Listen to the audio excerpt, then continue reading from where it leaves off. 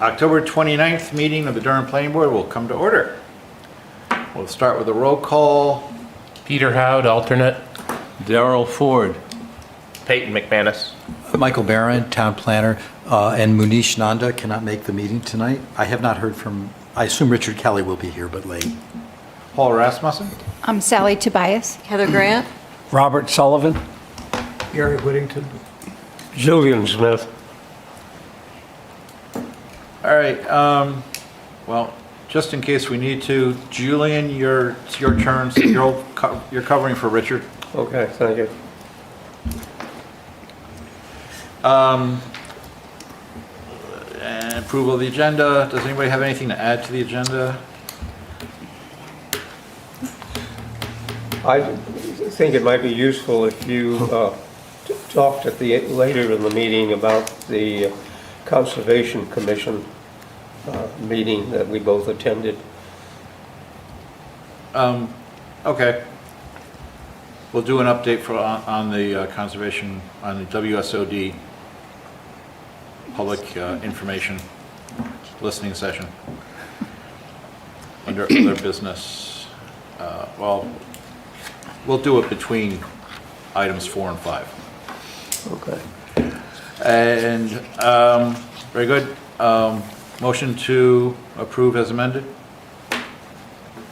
I move to approve as amended. All right. Gary, motion from Gary, seconded by Heather. All in favor? Aye. All right. Item 4, update to regional comprehensive plan.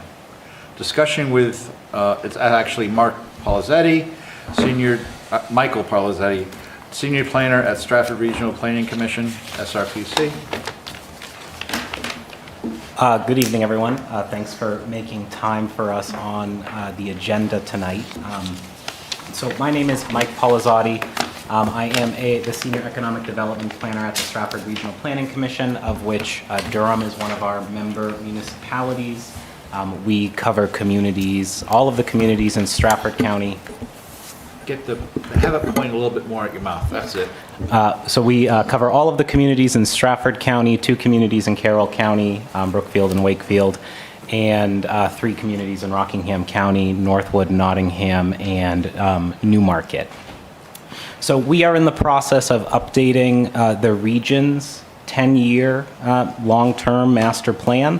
So this is a statutory requirement. State RSA requires that the regional planning commissions update these documents pretty much every 10 years. Our last regional master plan was adopted back in 2015 after several years of work. It was called Local Solutions for the Stratford region. It encompassed a lot of community engagement at the local municipal level throughout the region, and it was really a statewide effort across all of the 9 regional planning commissions to do some concerted work together. This time it's a little bit different due to some different funding streams and changes.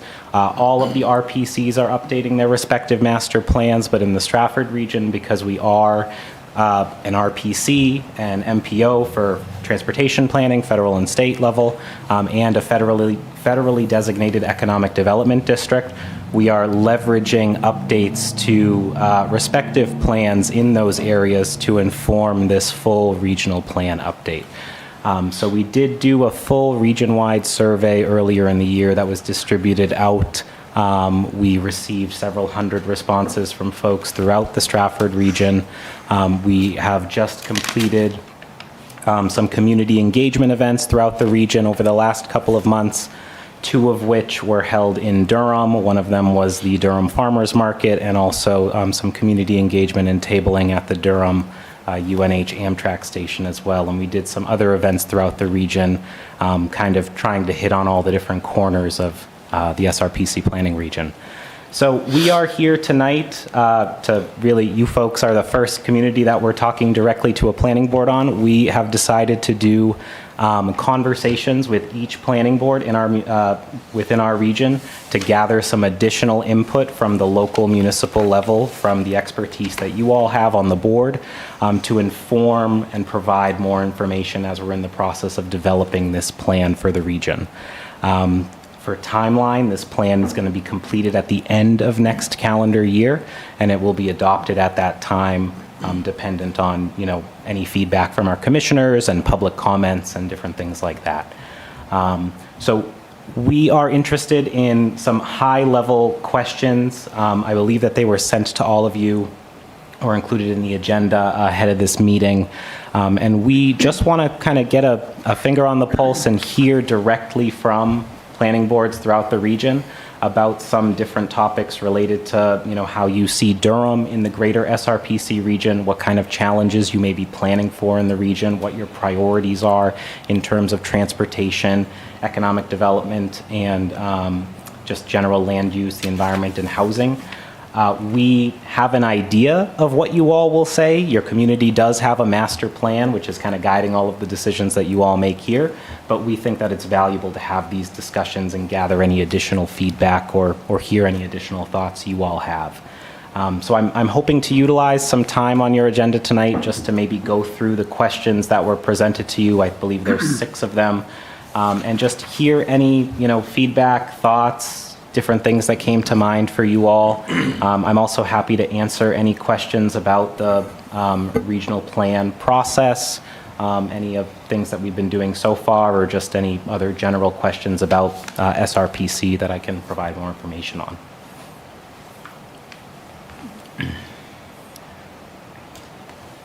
Should we just jump into the first question then? Yeah. So I will be taking notes on my computer, so I hope that that's okay with you all. And if we could just run through the questions, and if folks do have any, thoughts or feedback, then I'll take that down. This will be included in some of our engagement appendix items in the plan, and a lot of it will be digested and then also included in the plan as well. But nothing really like word for word or quoted are things that we plan on including. It'll just be more broader summaries of what you all discussed tonight. All right, so the first question was, how would you describe your community's identity? What is Durham's identity? College town. So I can read my Go ahead. response. Okay. This is not going to come as a revelation to you. Durham is a prosperous, liberal college town with strong social justice and environmental priorities. It has a relatively old population due to economic barriers to entry in the housing market, and that is exclusive of the student population. This lack of diversity in housing constrains the development of a diversified service sector. Thank you. Anyone else? Pretty good. No, I think he got it all. Yeah, exactly. And to throw a little more, I think, context into it, I sort of have, I made the note, Janice the gatekeeper, right? They're looking at both, community kind of looks at both directions, and they have the,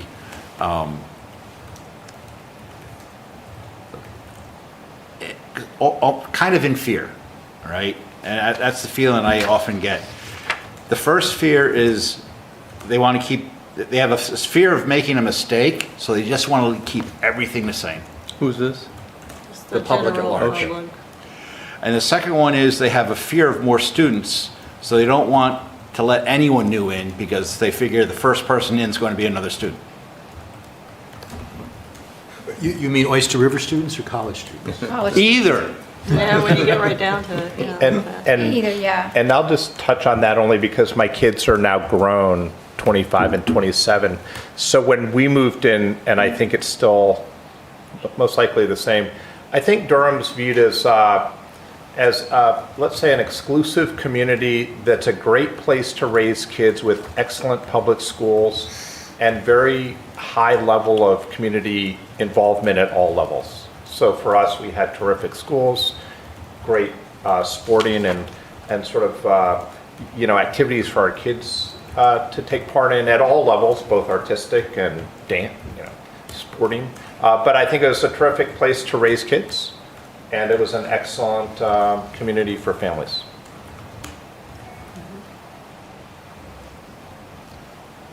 Anything more? I think that does describe how our community does see itself, and for the most part, I think it is, and I think that's what Paul touched upon is some of that more personal fear Undercurrent. underpinnings of some of the stuff, yeah.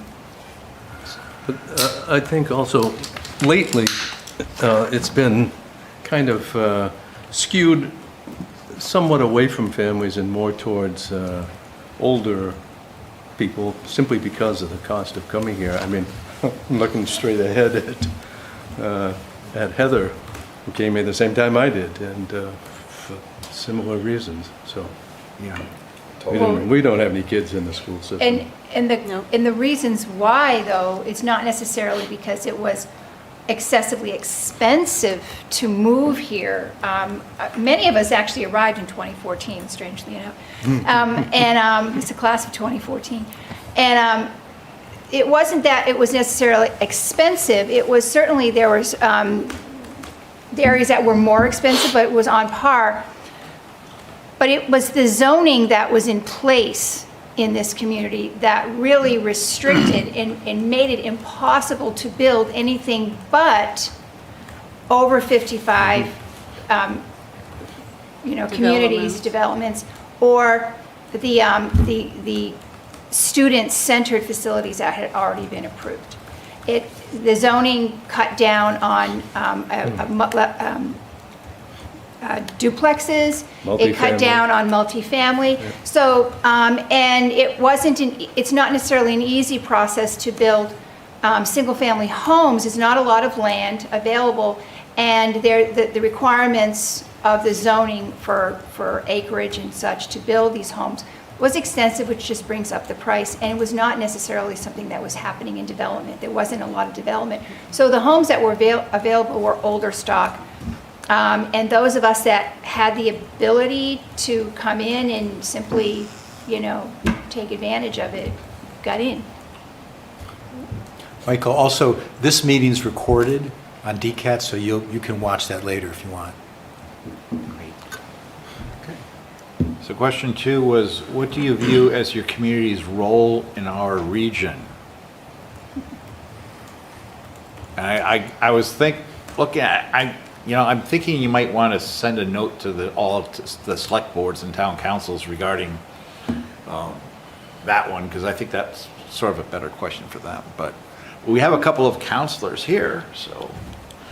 And I will say, we purposely left this question vague and open-ended after quite a bit of internal discussion, trying not to steer where folks might go with it.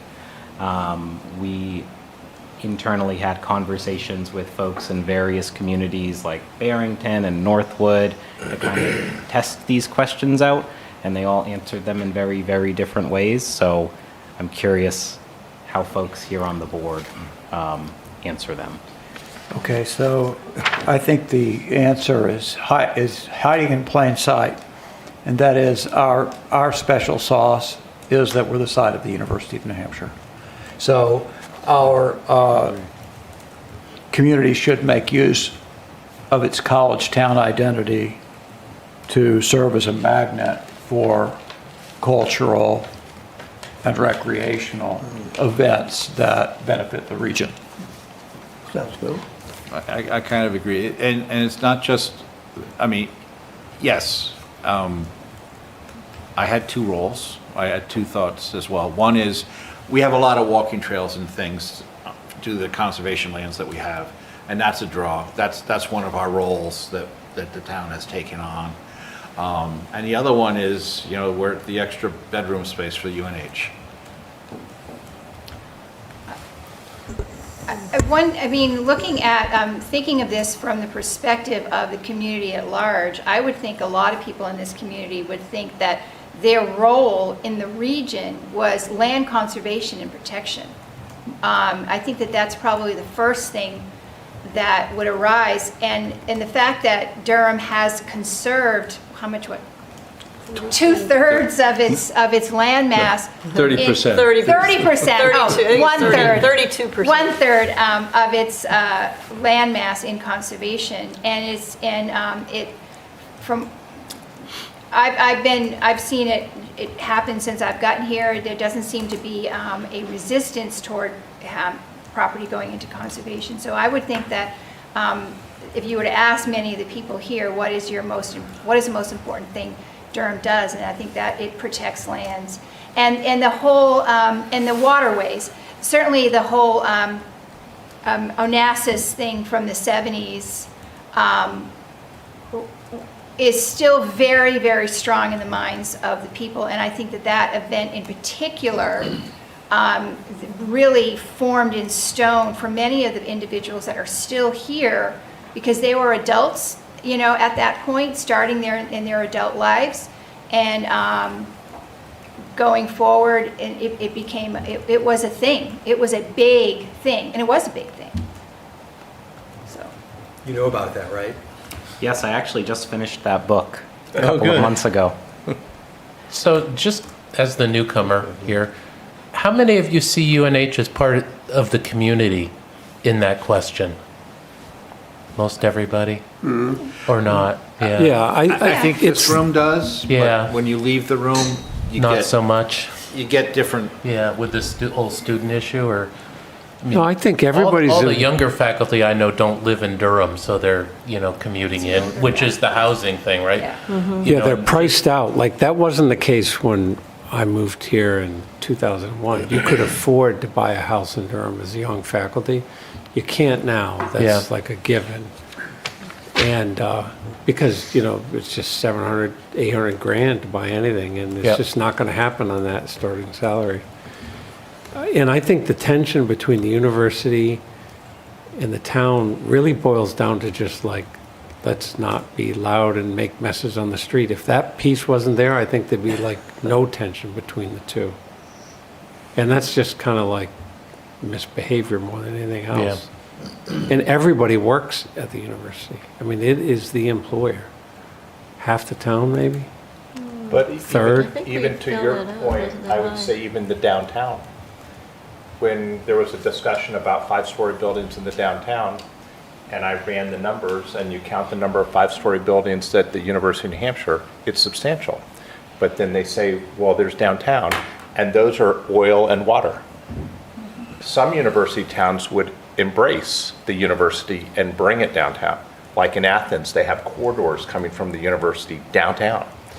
They're driving students downtown, and they're embedding their downtown into the campus, and likewise. And here it's like a separation, and those things are separated. And I think that's on multiple levels, for whatever reason. I know, when we moved here, one of the ties to this was the fact you had a small town with a grocery, which not all small towns have, but was the university and that vibrancy. And my husband went to OSU, Oklahoma State, and the university there does seem to engage more with the town and vice versa. And so we thought that there would be a lot of things to do and you would know about them, but UNH really, for several years, did not really engage a lot with the community either. So I think that barrier is there. It's like you don't know what's going on and they don't communicate well. So we were sort of disappointed in that relationship between the two, especially considering they're completely embedded right next to each other. It's not like it's a community university like I went to that was sort of separate from everything. So it's been interesting because I don't think I think it's getting better, but the university has, at one point, even pre-COVID, isolated themselves a lot from the community, and there wasn't a lot of communication. And I think that had a lot to do with the previous UNH leadership, but we'll see. There was another piece, which was the food service stuff changed. It pulled all the kids who might have come downtown onto campus to like Holloway. When that happened, like the vibrancy of a lot of those businesses struggled because Yeah. the food was eaten on the campus, because it's a good business to sell food to kids. And that hollowed out, I think, a lot of restaurants too. But the restaurants were catering, you still see that. I mean, Some do. some do, Well, yeah. not all. It's different.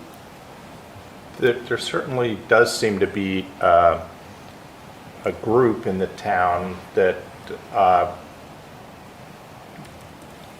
and I think it's come up several times in meetings, that would seem to appreciate things. Sometimes they'll say, I like it if there just weren't students, I like the university if there just weren't students here, or things along those lines. I've heard that more than once. And so there does seem to be, I could imagine, and other towns have done it differently, where there's sort of a broader connection between those two, and for whatever reason, there's not. Maybe it's an opportunity here. I remember it was sometime, it might have been in the last, maybe 6 months ago, that there was a person in the community said, oh, we never go down to Durham anymore. And they mentioned burning couches on the sidewalks and stuff. And it's like they had a memory of something that had happened 10 years More ago. than that, yeah. But that is in their brain. And, and that's it. They just, they don't come down this way. And it's because of old memories. Well, I think that's that's not exactly it. I unusual. think that there is an opinion about students within a group of people that have been here for a very long time. And you got to realize too, it's not necessarily just the older people that live here. I mean, when I was moving here, my daughter-in-law, who graduated from UNH, she looked at, what house is you looking at? She said, oh, don't look at that one, that's right next to the frats. And I'm like, oh, but I like it. And she said, that one's right next to the frats, don't get that one. And so there was, before the student rentals, the students were living in the communities, and there was a lot of horror stories, and there was a lot of bad experiences for people, and I think that's what they're still living with, because that's not happening anymore. The conditions on the ground are completely changed. But they have PTSD from it. Yeah, and I can understand why, but you do have to step back and look. I wasn't making a joke. No. They definitely do. Because it's difficult when that Have happens. we stayed on your question? Probably not. It's helpful information, and it's interesting to hear as a former UNH student as Yeah. well. So, Me too. Rabble rouser. All right. Before you, though. Well, Yeah, only a few years. I could see, I really agree with Sally's comment about the environmental ethic and also the wonderful trails, the Sweet Trail down there. It's really unique to have something so close to a town that's so spectacular. I really think it could be a combination. That, I think, should be part of the character of what draws people here, and which, if we could just create critical mass for a more vibrant downtown, could produce the kind of downtown on a smaller scale similar to a town where I lived before I moved here a couple of years ago. I lived for almost 30 years in Iowa City, Iowa, where the University of Iowa is naturally a much larger and more bigger, much more vibrant institution. But they're downtown because of a combination of building up somewhat. There are enough people walking around downtown to create retail and service sector energy, and that, although there are still drunken students at the Deadwood, makes the town a place you want to go, where it's not just overwhelmed by the fact that the only thing there is a couple student bars. Yeah. I mean, people could come and go out to dinner and use the trails and, stuff like that more. Jeff, Plymouth is. I'm just going to add one more thing there, and only because, my son attended UNH and had a terrific experience at University of New Hampshire. I will say I was shocked at the housing prices. He was essentially paying almost Boston level rent. Yeah. And I was frankly shocked at that, because I look around and I see a lot of opportunity for housing. And to Paul's point, Durham is kind of the housing, can be essentially a housing, center for students. And so when I looked at what we were paying for my son's rent, I was just, not only that, but the tuition, because, for whatever reason, the state doesn't fund it as other states do. But the combination of that made it very expensive. And so I always thought, wow, it's very expensive for my son to live here. He lives in an okay place, but this always reflected back on that. And in other university towns, it was probably half of that. So, Is Durham's role also to expand the gene pool and get other people who aren't from New Hampshire here? I've always thought that a lot of people come here from, and I don't mean genes literally, but I mean bringing Yeah. in fresh people. Because if UNH wasn't here, I think that we would not be anywhere near as dynamic. And maybe that spills into this from here north. I think the 93 corridor does that a lot more than Durham does. Oh, yeah. Well, so is UNH one of the draws though for this region? Absolutely. it's the draw. Yeah, Yeah. I mean, Absolutely. now I that, came here. it's one, it might be, Both times. I mean, with Liberty Mutual moving out of both Portsmouth and Dover, right? I mean, they used to pull people in. But now you don't have, you only have some little employers that might draw some folks in, but UNH is the only big potential draw.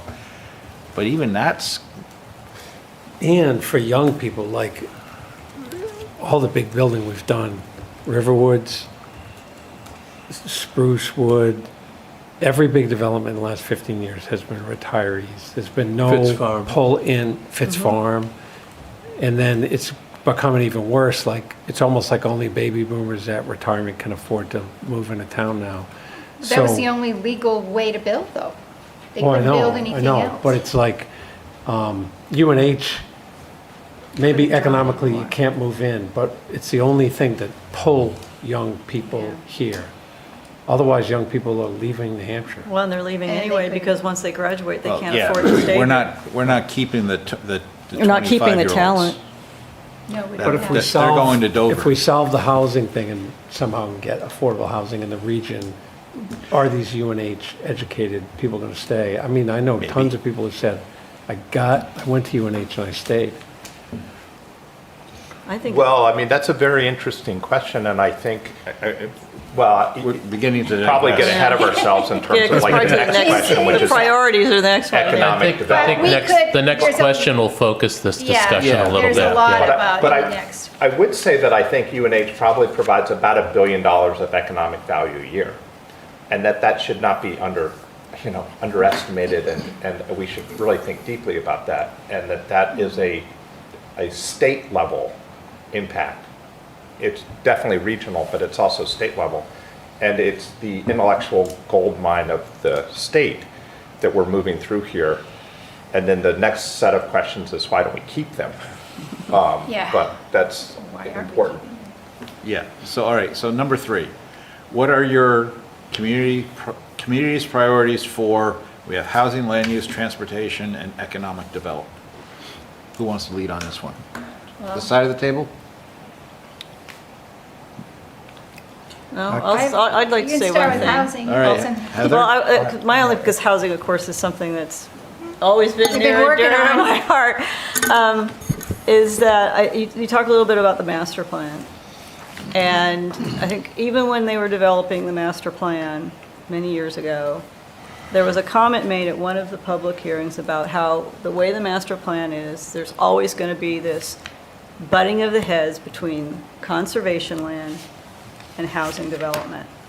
And we're still here today, and I think when the master plan was done, there was no definition of us having a housing crisis.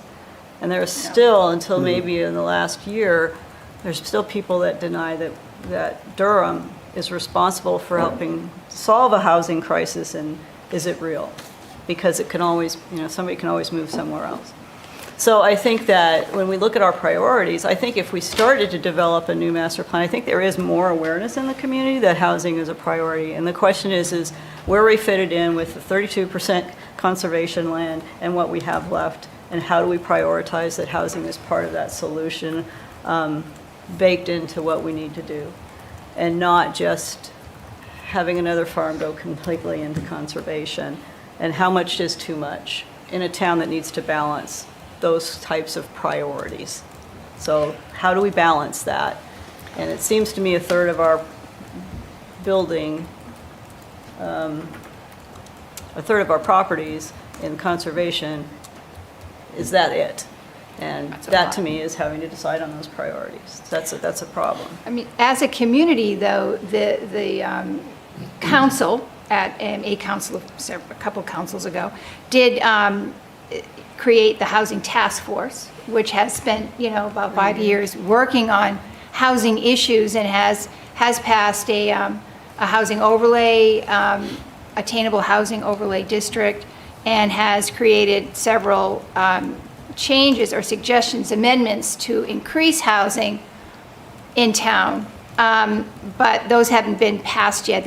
We've just finished them. So you could say from, straight on that it is committed to housing through this aspect, but there's still a lot of hurdles with that, getting all that passed. Yes. So, and I want to footnote, it was not the overlay district was not an easy thing to pass. No, nothing was easy. It was nothing fought was to the easy. very end, Yeah. fought Yeah. against to the very end by a number of folks. Yeah. And None of it's been so, easy. and which brings me to the first question I have before I made my list, which is, which community are you talking about? Because there's, even in a community as small as Durham, there's multiple communities with different identities. And, so I'm trying to break down what the track record is versus what the master plan says to what to where the momentum is building towards. There's sort of three different things. And which one do you want? Yeah, between land use and housing. I think decisions. They all, Oh, go ahead. my response kind of, I think you'll hear echoes of everything, okay? We want, or profess to want, more attainable housing, but are conflicted. A significant and vocal constituency of longtime residents look askance at most changes that would facilitate greater density.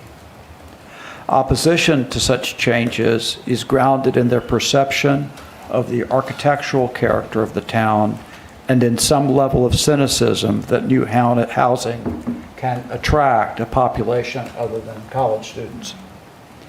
We need careful cost-benefit analysis to develop rational, not absolute outcomes that balance these views.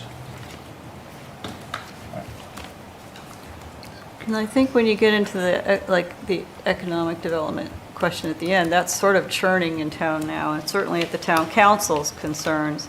Because if you look at our downtown, it's sagging in a lot of places. So that's something that needs to be worked on. Some people see our downtown with rose-colored glasses, and they're seeing this way, not this way. And I think that's a problem, because you can't take a picture of one building that's ideal when the rest of it's on both sides is crumbling. So we have a problem in our downtown. Some of it is the draw of the students back into UNH. Again, not as many coming out to the shops. Peter Murphy's a good example. He has seen it. He says there's students that don't even know that their shop exists because they're not taking as much time and cruising around as they used to. And bringing the freshmen and sophomores onto campus has depleted our downtown. It was having struggles anyway, after COVID. And now we have how many convenience stores in town? a lot, and we may have more. I think we're at four. We're at four Four convenience vape shops. stores. Yeah. Anyway, so that's definitely a priority, and I think most of the people in the community would say that downtown is, But is a it's- priority, and how do we take care? I think it's becoming a priority, but I do know in the past, in the past 10 years, having been on the Economic Development Committee and having regularly, getting to know Mary Ellen Humphreys, who was our economic development director, who was hired after some changes were made, zoning changes were made that literally did put a complete stop to any development downtown, and whether that was good or bad or whatever, but it did stop all development, and that's when the only over 55 could be allowed anywhere, and got rid of multi-unit housing. And it was to stop student rentals. But she was hired, but I know for a fact, because I was in rooms and being told, she was told to keep it low key. She was told, don't push development downtown. Concentrate on some of the outer areas, because there is a group of people that did not want certain things to happen downtown. Mainly, they didn't want development in for student development, even though it brought new retail space. They didn't want the students living in it, and that was the temperature of the community at that time. And that, unfortunately, really did hobble a lot of economic development opportunities in the town. And I think now they're seeing the results of that. And it's going to be something that has to be addressed before it's too late. And it may already be too late, to be quite honest with you, in my opinion. And I'll just add to that. I have a small software company, and so you would think that being next to UNH would be a huge asset. And originally I was next to UNH. I was right in Jenkins Court, and I would hire students to come in and do QA and development and things for us.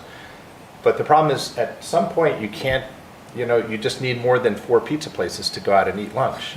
And you need more things to walk around and do than just to sort of walk in 2 blocks. So we made a decision probably 15 years ago to relocate to Portsmouth. And so the students would now have to drive to Portsmouth, and we had a whole slew of UNH students come through. But for us, it was much more vibrant. And there were graphic designers right down the road that we could go and we could ask to build icons for us. And there were attorneys that we could easily call. Of course, there are attorneys here, but there's a critical mass of other specialties that were down in Portsmouth that we really couldn't get here. We could get the students, but there really wasn't a lot else for us here. And especially, so I think if you want to, on the economic development, you kind of need some core critical mass to bring people together where they're kind of co-locating and they're sort of energizing off each other. And for us, we found that more in Portsmouth, and I'd probably say we'd find it more in Dover right now.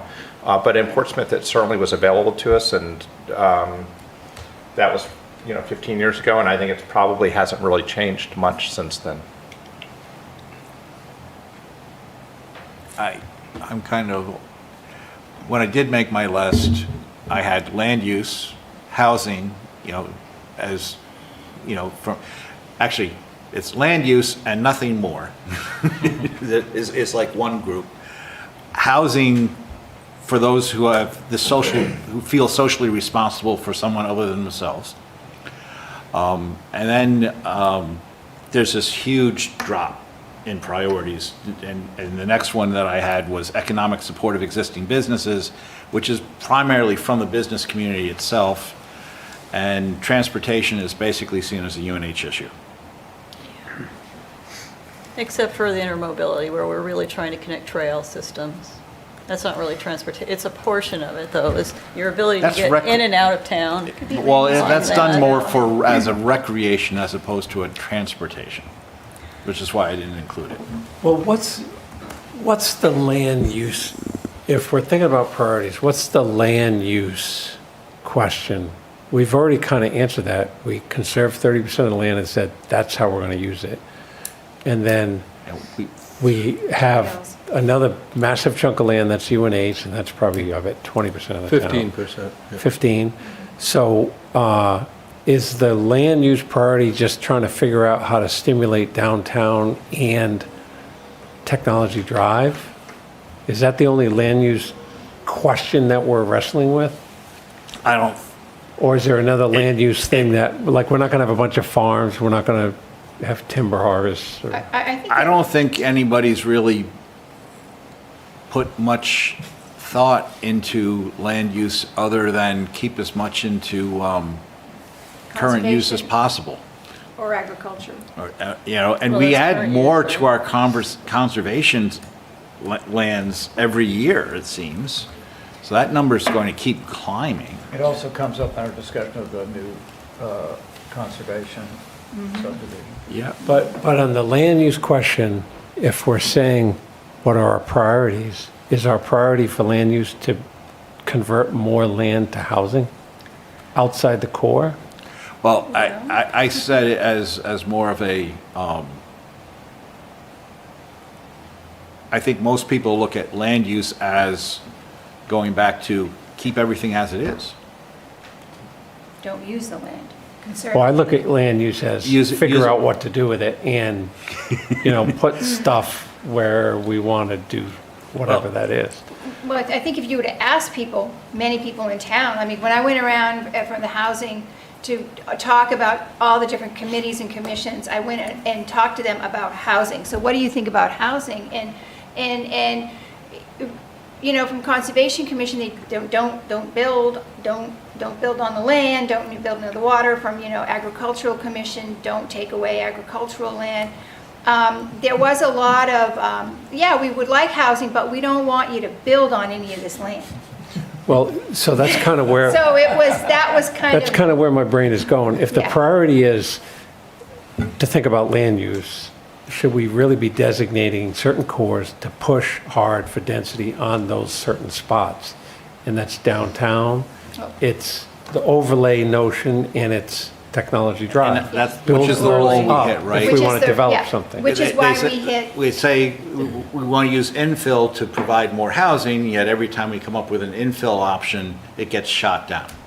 They don't want the really height, want which to. you need the height, and that's why we came away with, so we want more dense housing downtown, because we were told over and over, build downtown, build downtown. So we bring up an amendment that builds downtown, and it was okay until suddenly people realized you're going to increase the building height. Oh, no. But, so, where I'm So going it's- is, should we keep pushing on that? Well, We're going to have to. that, I think that's a discussion we can have without Yeah. Yeah. SRPC. So that's not defined yet, right? Yeah. But I think the land use, if you were to ask a lot of people around here, would be protection of the land, and use the land for conservation, use the land for recreation, and use the land for farming. I think if you were to just go down and ask a bunch of people, you'd get that. You might hear some say develop, but there's a lot of landowners that could develop their land that have been pretty much jaded at this point, because they're like, I can't build anything, so I'm just mad at the town, so. I don't know that that's the case, though. I don't know that the case is that we There's can't some- build anything. We just did the overlay.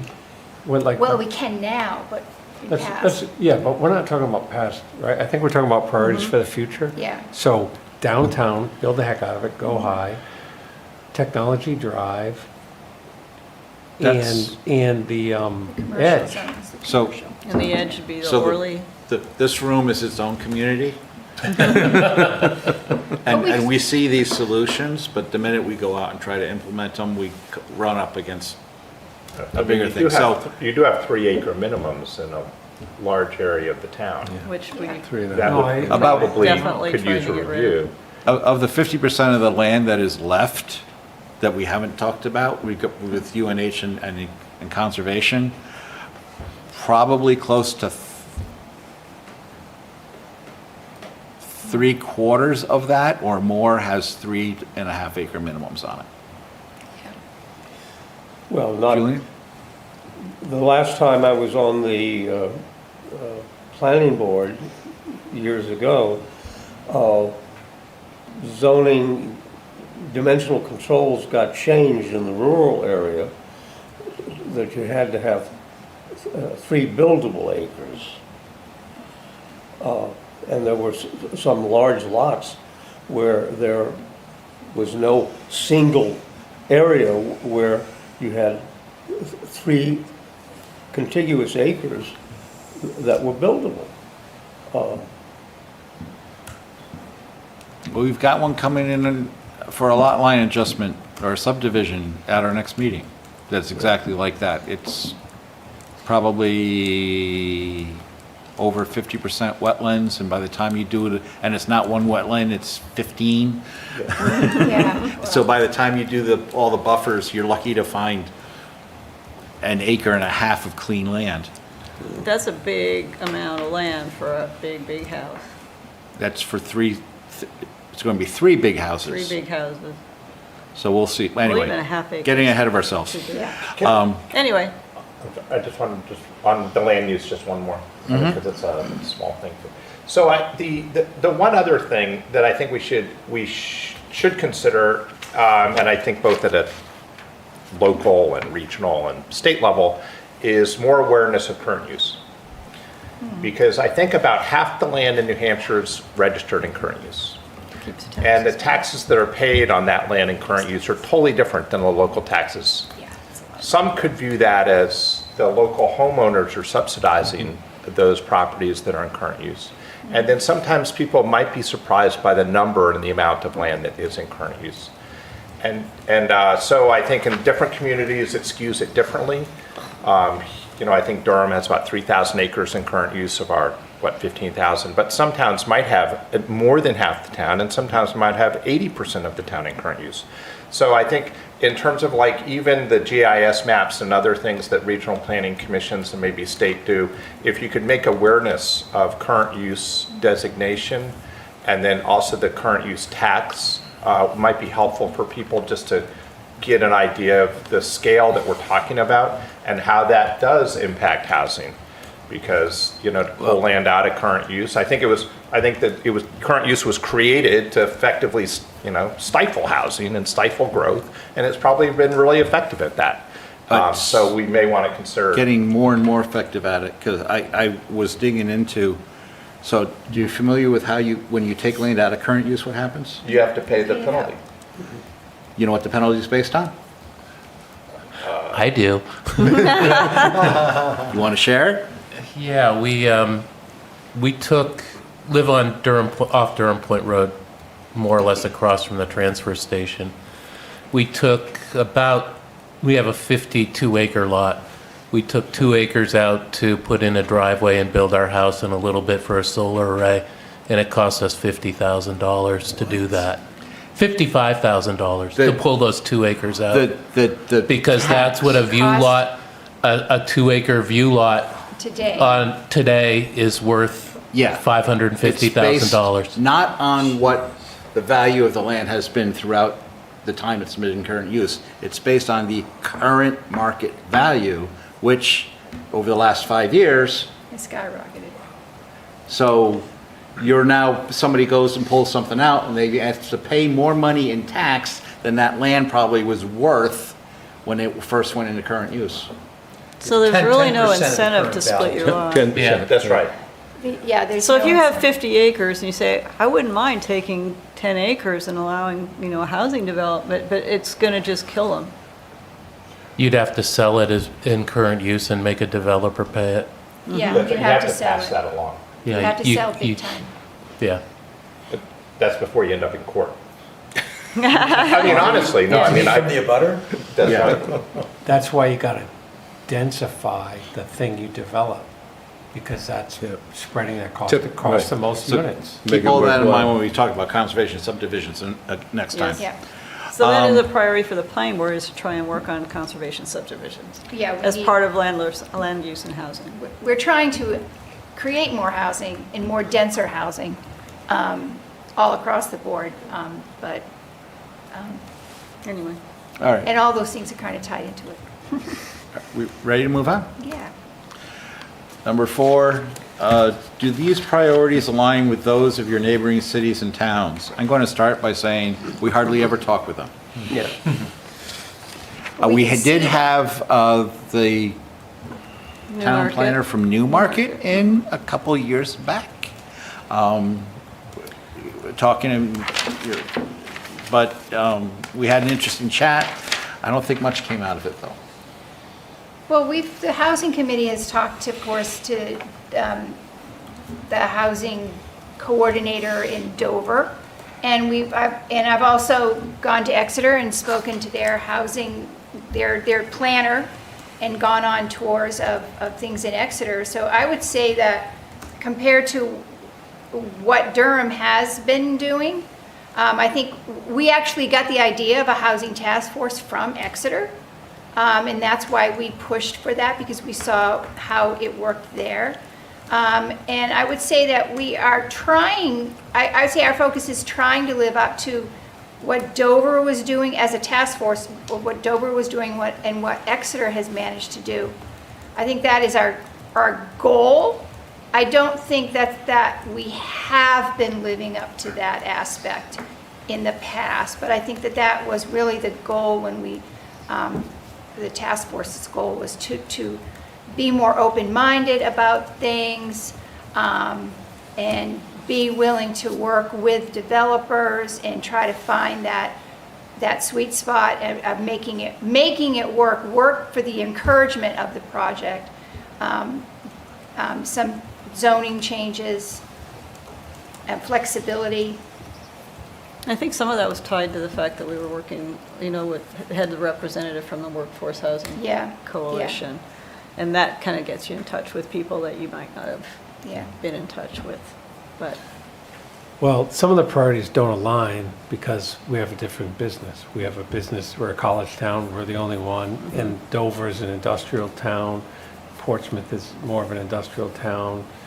Exeter is more like us. It's a college town Well, I with read- a high school. It's a high school. So town. I interpreted align meaning we're not all the same, but that there's the synergy of I'm taking care of this and you're taking care of that, and together we both get what we need.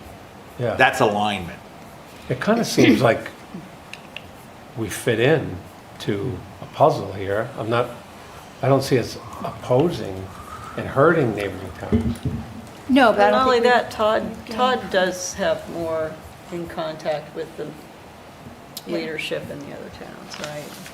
Like the little contest to see if you get as many, I don't know what it is that they do, but anyway. I would say we align when we have shared interests, like schools.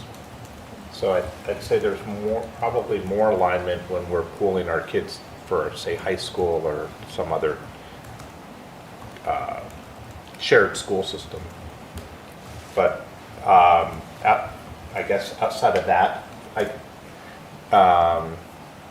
sometimes I even think about just communities just south of us, like Newington, and then what they're doing with their development of the mall area there, and they're sort of doing their own thing. They don't. I'm not going to put words in their mouth, but I don't think they want any housing, and they don't want any housing in that area. So they're kind of like, it's not a regional scope that they have, even though we're right next door to them. So I think in some cases we align where we need to, and then sometimes we're taking very different paths, and people are sort of optimizing for themselves. Yeah, and I think the Newington case is very instructive. That's where a bunch of concentrated housing should go, right on Yeah, Fox right Run there. Mall. And what's going on great. in that environment is that town has said, we don't want to do that. They got the transportation, they got everything right there. Everything. Everything's there, but in that case, the town's philosophy is different, then we're going to support that. So my question to Michael is, do you see things in Durham that we are not upholding what we should be contributing in the community? Are we blind to that somehow? Because you see a lot of all the other towns. I think in terms of looking at this region of the state, how dense we are in terms of significantly populated communities by New Hampshire standards being so close to each other with the Tri-Cities, with the university here in Durham, with communities in the Rockingham region like Portsmouth and Newington. There's a lot of coordination. It's not really quite the word, but everyone is tracking on similar themes, which is what you all are trying to get at, I think, in terms of housing being a priority, thoughtful conversations surrounding how to balance housing and conservation. That's something that's happening in all of the communities that we work with. There are perspectives from people when they look at like the Durhams and the Somersworths and the Rochesters of the world, that they think that these communities are just building, and they're the ones who have to take care of all of the different housing problems, the development problems, and things like that. When in reality, those communities are also doing the same thing that Durham's trying to do. Be very thoughtful about about balancing their limited land and developing in areas that are already developed. So even though it sounds like there's not a lot of direct kind of coordination happening with communities, I would say that Durham is aligned with its neighbors in terms of priorities from my perspective. On a different note from housing or economic development, but when Durham was going, when the town council here was going through the decision about taking the dam down, we interacted with Exeter a great deal because their experience of taking their great dam down, it was very helpful to go and we went to their town, we had a meeting with them, they were very open and shared with us about the process and what they went through. So it was really educational for us to have that information. And then they had a video conference once where we could invite, different community members, and Exeter hosted that. So their experience in a dam removal came in. We reached out to them like, hey, big brother, help me. We've never done this. How did you do it? It was very helpful, and there was a lot of good resources there. That's cool. I didn't know Yeah, that. yeah, we did a lot with them. All right. Number 5. What progress has your community made toward any of these goals? What is enabling or hindering progress? We sort of were talking about a lot of that as we went, but as Sally mentioned, our big milestone was a housing overlay district. I really was grasping to try to find a number 2 thing. I would say maybe there's multi-use characteristics of the edge might qualify. That's a UNH, hasn't but happened we're- yet thing. Yeah, and it's UNH, so it may Well, never happen. but we did do the PUD. We And still that's, we never finished it. We're We've waiting. never finished the PUD because we're waiting for not finished, but it's all but. a developer to be selected, but yeah. Yeah, I mean, that's a That's I'm a, just trying to find something.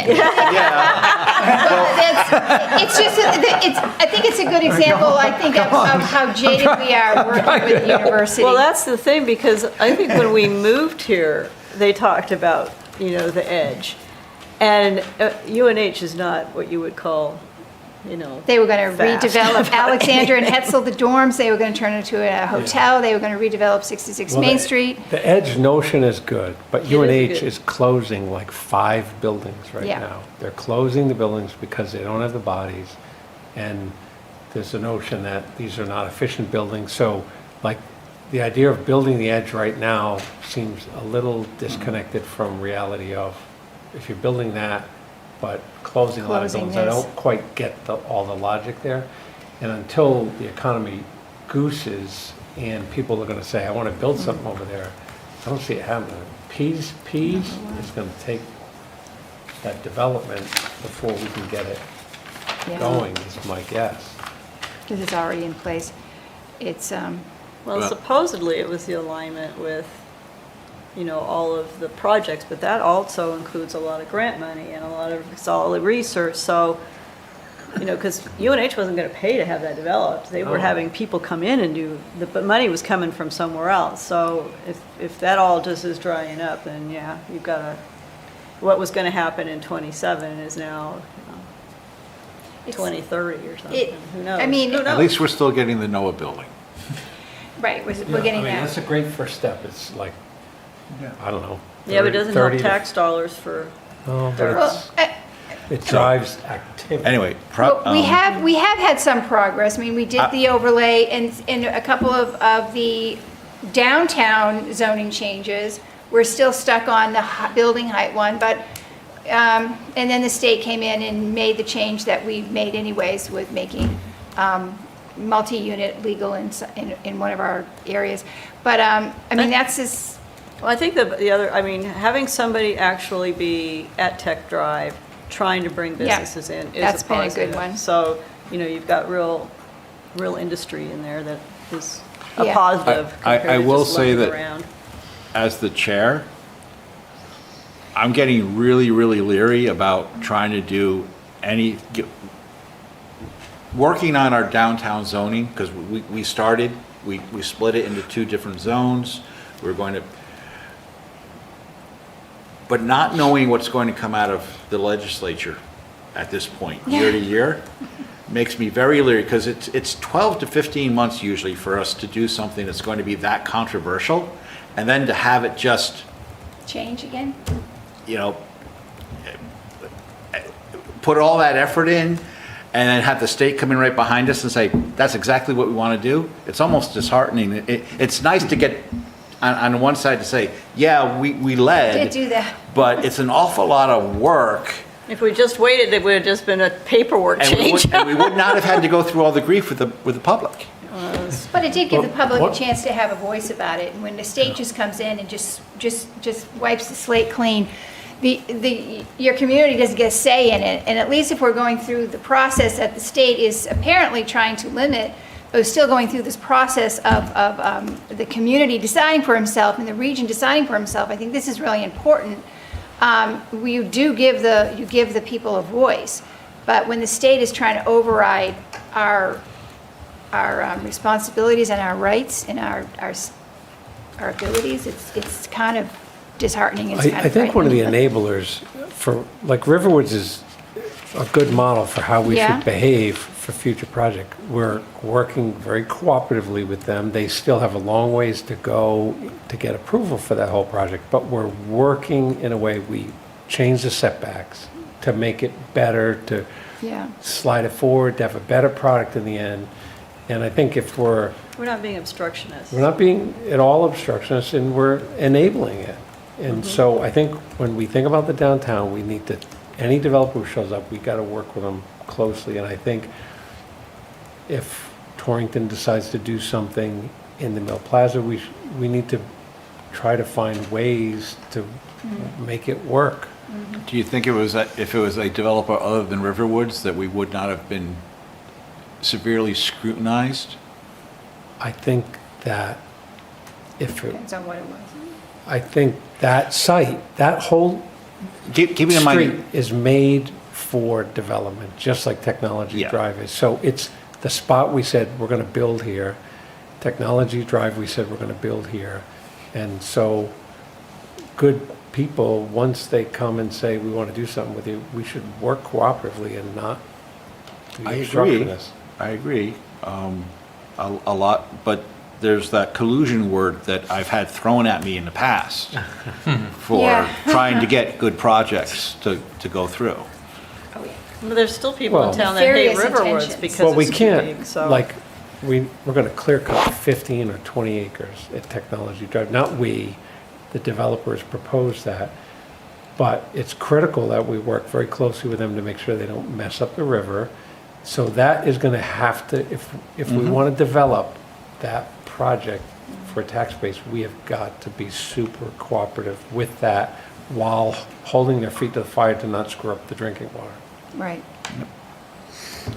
I'll just say, We can do sometimes that. when I look at Riverwoods, I think it's very unfortunate that it's a mile walk to downtown.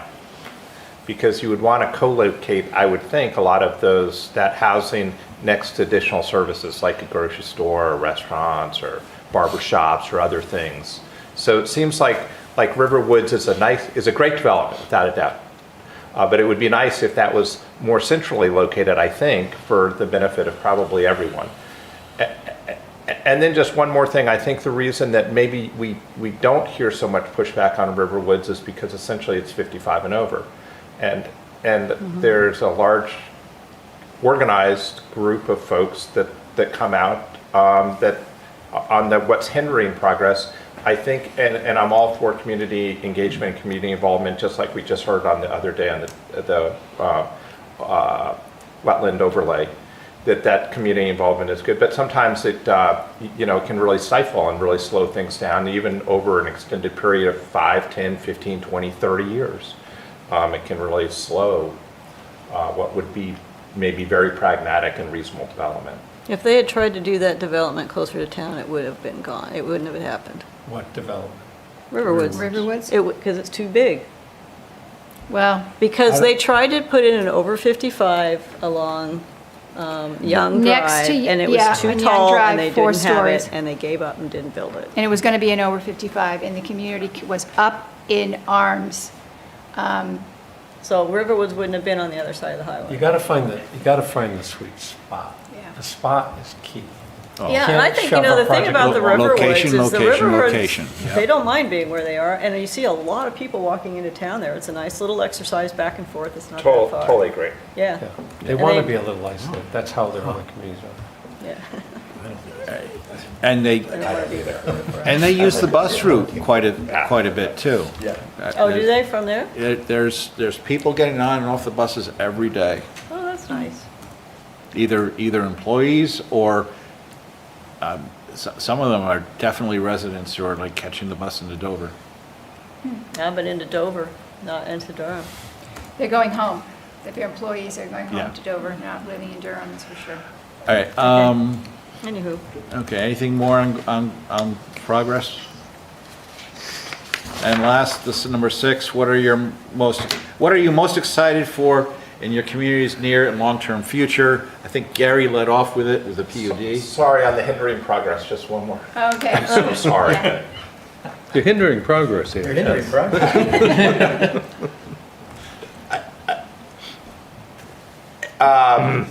Learning about local planning board and local control has been very interesting. And in other states I've lived, there's been a more regional perspective. And that more regional perspective allows critical mass to be created in certain areas. I guess you could think about Raleigh-Durham and Research Triangle, you might think about Atlanta Metro, you might think about Athens corridor down into Atlanta, things like that. So I think there's probably a lot of value in a regional perspective. And I think local control has a lot of positives, but then there are a lot of things that it also inhibits. And so when I think about hindering progress, I think about that quite a bit. And you hear stories about, oh, someone's trying to do something in Concord, and there's a veto of not in my backyard, or someone's trying to do something in another town and there's a veto. Or even someone's trying to do maybe what would be an agritourismo in Newfields, and it encounters strong local, not support, but essentially trying to destroy it. And so when I think about hindering progress, I think that I think about that the really not over-reliance, but a vocal group of no's can really shut down. And most people don't come out for yes, I don't think. I think most people come out for no's. And that's unfortunate, because the yeses are sort of quietly assuming it's going to happen, but if you get an organized group of no's, they'll definitely stop it. And so I just wanted to sort of share that, and I see that not only in Durham, where I do see that, but I see that across all these towns, where some what I consider very simple and maybe reasonable things are taking place, and then the local knows for, it's a death by 1,000 cuts. And then they end up shutting that down. The Vernon Farm in Newfields is sort of a classic example, I think, of that. But, there are plenty of others scattered throughout the region. So that's, when I think about hindering, that's one of the primary things.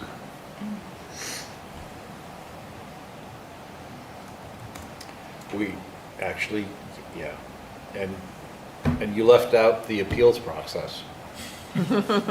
That has hindered the getting the starting of Because good we've had projects. 3, 4 projects in the last few years that have been appealed and appealed and appealed. Well, Garris Drive and 74 Main Street. 74, Right. yeah, and 74 Main Street could have been a game changer in the town if it ever gets built now. Game changer, and Garris Drive is. That's happening. Luckily, that's happening, but that's just because of the fortitude of the developers. But that's Exactly after, right. the $200,000 of legal fees. Yeah, That you It adds then have to cost. somehow bake Yep. into your costs. and creates more expensive housing. That's right. Okay, So what are you most excited for in your community's near and long-term future? The Edge, I'm you hoping know, if for that. that brings, Hope rises eternal. that brings jobs, that would be great. No. That's sort of similar, it's next door. No. Noah, The yeah. NOAA building. Well, yeah, the Noah bill, but How many employees is that? yeah, a bunch of them are just going to get moved from From a They're different already building? in. Oh, well, they're already From- over in Tech from Tech Drive over into yeah. there. So that's not bringing anybody You to know, town. because they're bringing the Olson Center, they're just moving the Olson Center, but then you got the NOAA people themselves and a couple of other areas that, but you don't know. I mean, it's like when we had, when we asked that of RJ Kelly for their expansion, they said, we don't have clients yet, so until we get to clients, we don't know whether it's going to be a big job For a little job. or a bunch of little guys, or how dense their employee to floor space ratio is going to be. What about the ADU piece? I think that's got potential to put 25 to 50 units in the town. The ADU, they're making the ADU easily, much Yeah. more easily to build would hopefully, That, if people, you know, decide they're going to put some of their home equity, which they that's all what have. the people are into already it. lining up Yeah. to try to make that as difficult as possible too. But But, okay. it's something to be excited about. I'm Attainable I'm or excited level? about it because it's legal and doable and answers the infill problem without doing lot line adjustments and all that stuff, and provides cash for people who might need it. And, Yeah, it 'cause allows people The to- overhouse thing, cut the place in half, put an ADU in, Yeah. that solves some of the overhousing question. It helps, it aids in aging in place, in choice of older people that, we do have an aging population. It gives them an opportunity to stay in a safer environment because there's maybe a younger couple that's close by that can help keep an eye on it. It can make a possible for your children to stay in the area because you can build an ADU and then do a switch out when you get older and they get older. It's just getting people to grasp that you have, it is an investment, and getting people to understand that a lot of people have the equity to do it, but they have to still pay back, and they have to kind of wrap their minds around that. It doesn't what we help. just saw It can be happen- done Building and reasonably. interest rates aren't helping with that. It can be done Building very costs. reasonably. But what we just saw happen on Baghdad Road Yeah. by the high school. Yes. We need- One lot that was like 1 Yeah. acre, it's like Yeah. 4 houses basically Yeah, now houses on being one built. lot. Yeah, And it's making us smaller. it's tight, but nobody wants to mow a lawn anyways, right? So No. who cares if you got a little lawn?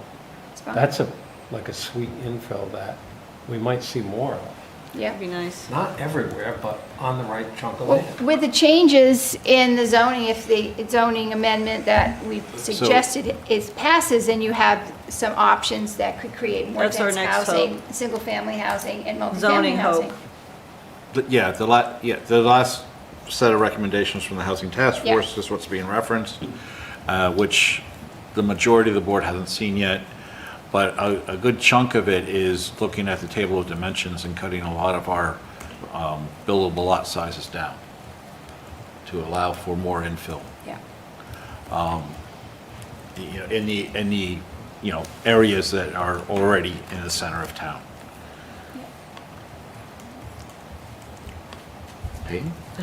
So in terms of excited by, I will say that when we go on vacations, we're doing a lot of electric biking, a lot of e-biking.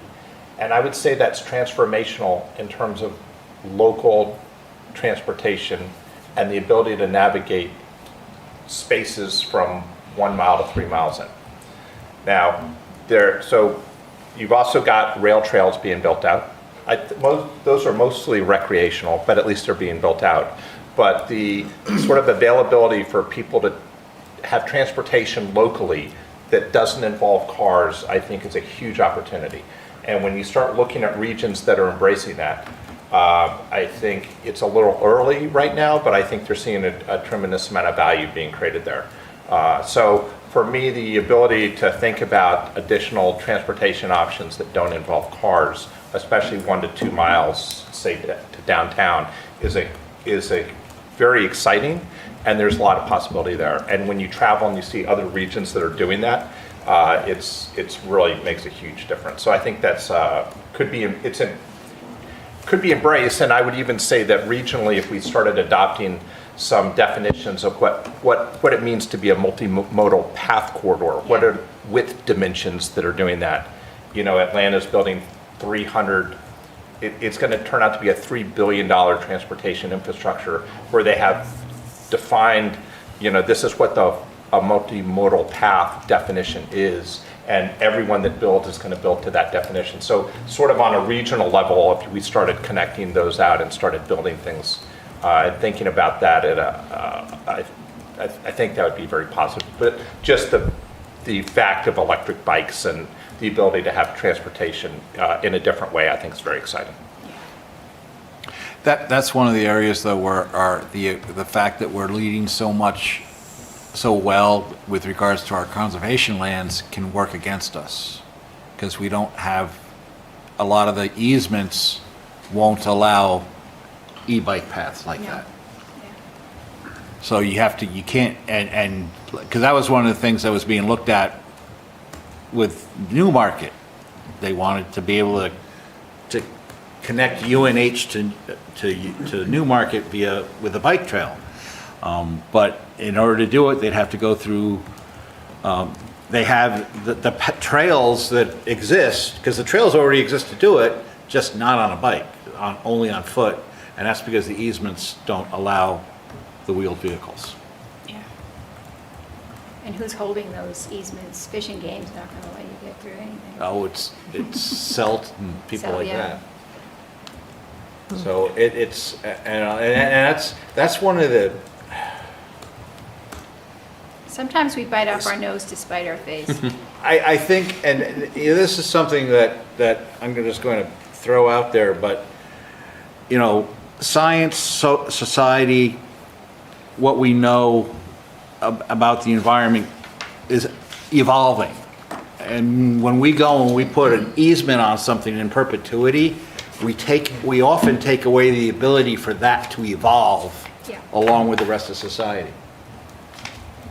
And what we don't have is a way of going back and saying, hey, we got something really, really new, but this 100-year-old easement doesn't allow it. You can condemn an easement. You can't. At what cost? Is that legal? Meaning you Again. can't undo it. You can. You can, and You can, but I think in the future there will be, I think, perpetuity is a long time. And we're making a decision that 1,000 years from now is still going to be popular? No, those easements will be broken and things will change. The world will not look like it does today, because it did not look like this 1,000 years ago. It didn't look like this 100 years ago. So I think that there's an amount of But you have to have that. hubris, is that the word? You know, involved in thinking that we're doing Well, it's this in family perpetuity. land. It's family land that they wanted to. Well, even they families didn't don't go on want forever. to go on forever. Some of the easements don't even allow agricultural use of the land. Yeah, yeah. But I think the other issue is, even if you think about the fact that we wanted a bike lane from Durham to Newmarket, and New Hampshire, it's New Hampshire Nixed it. Road, nixed it because they didn't want to spend the extra money to go, that much wider on each side, so you could have bike lanes on. And you think about how many communities that have really popular bike routes, and they stop in cafes along the way, and the types of, and if you built almost a full loop all the way through Newmarket and up and around and back again, and that back again could come into a cafe in Durham. And I think that it's just very nearsighted of, you know, our budget is everything, and so nothing grows and nothing changes. And The it's Madbury Road is disappointing. very exciting. You know, that connector from Route 4 to downtown, that's that our it's road. the shape of what's yeah. to come, I think. And you start having multiple funnels of that coming in. And those multimodal That's right. lanes, those that will be, are Yep. It's a vision. Oh, yeah, so that's really something to look forward to, is finishing Madbury Road. I really look forward to it because I I know. live right on Madbury Road and I live still in the crappy part of it. And I look forward to the circle that's supposed to go in there, the Please, cross section of 4. And because it's horrendous crossing that. You Sally pray every was- time you get to that. I can't leave town unless I go through that. Sally lives in ridiculous. one of the areas that currently had the sidewalks ripped up and nothing else is. That's a put down mess. the wall. Which It's was okay. supposed to be Sidewalks fixed weren't next year, ripped up. but now It's going to be two nice years. next year. No, the year after. It's going to be nice one day. Someday. It'll be nice. Because New Hampshire Or moved it out Paved again. over, I guess. Well, they were impacted to replace the utilities, but. We had to put the the- utilities, yeah. But, it could be worse, you could live on Emerson where they have no sidewalks whatsoever. So, Yeah. Yeah, you have That's to walk true. on the side of the road. That's true. I'm just happy I got a new water pipe. Let's not complain. At least our water main isn't gonna break. and a sign in your road, I noticed. I've kept quiet during this process because my wife and I bought our first house here in 1965. And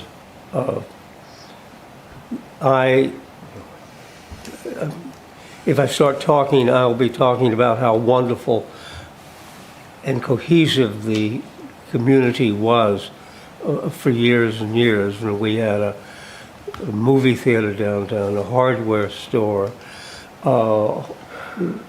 restaurants that opened early in the morning. You could go to Young's to buy a newspaper in the morning.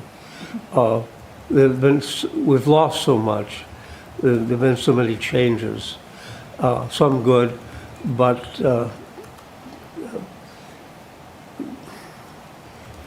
I'm not excited about the future in Durham. So I just wanted to stay out of this conversation. And I'm starting to wish we had invested in Newmarket. Well, communities, Yeah, it's over different there. communities have different things. I mean, I Kind grew of. up in Franklin, New Hampshire, and if anybody knows the history of Franklin, New Hampshire, knows, but when I was living there, that's when it all fell apart. The mills left, and I lived in a community that had a movie theater, and had a vibrant downtown, and had a J.J. Newberry's and a Woolworths. And it was a middle class, it was a strong middle class community, and it was a vibrant community, and it was a close-knit community, and everybody knew everybody. And if I did something wrong, I'd get yelled at from my dad when I got home because somebody saw me do it and I didn't see them, but my parents weren't anywhere in sight. So I understand that loss, but everything changed. It wasn't just, one thing. Everything changed. The way we made purchases changed. The way we entertained changed. And then an entire group of employers left town. And that, by the time I graduated from college, that town was not worth living in unless my desire was to become a cocaine addict. There was nothing to be done in that town. There was no place of any worth.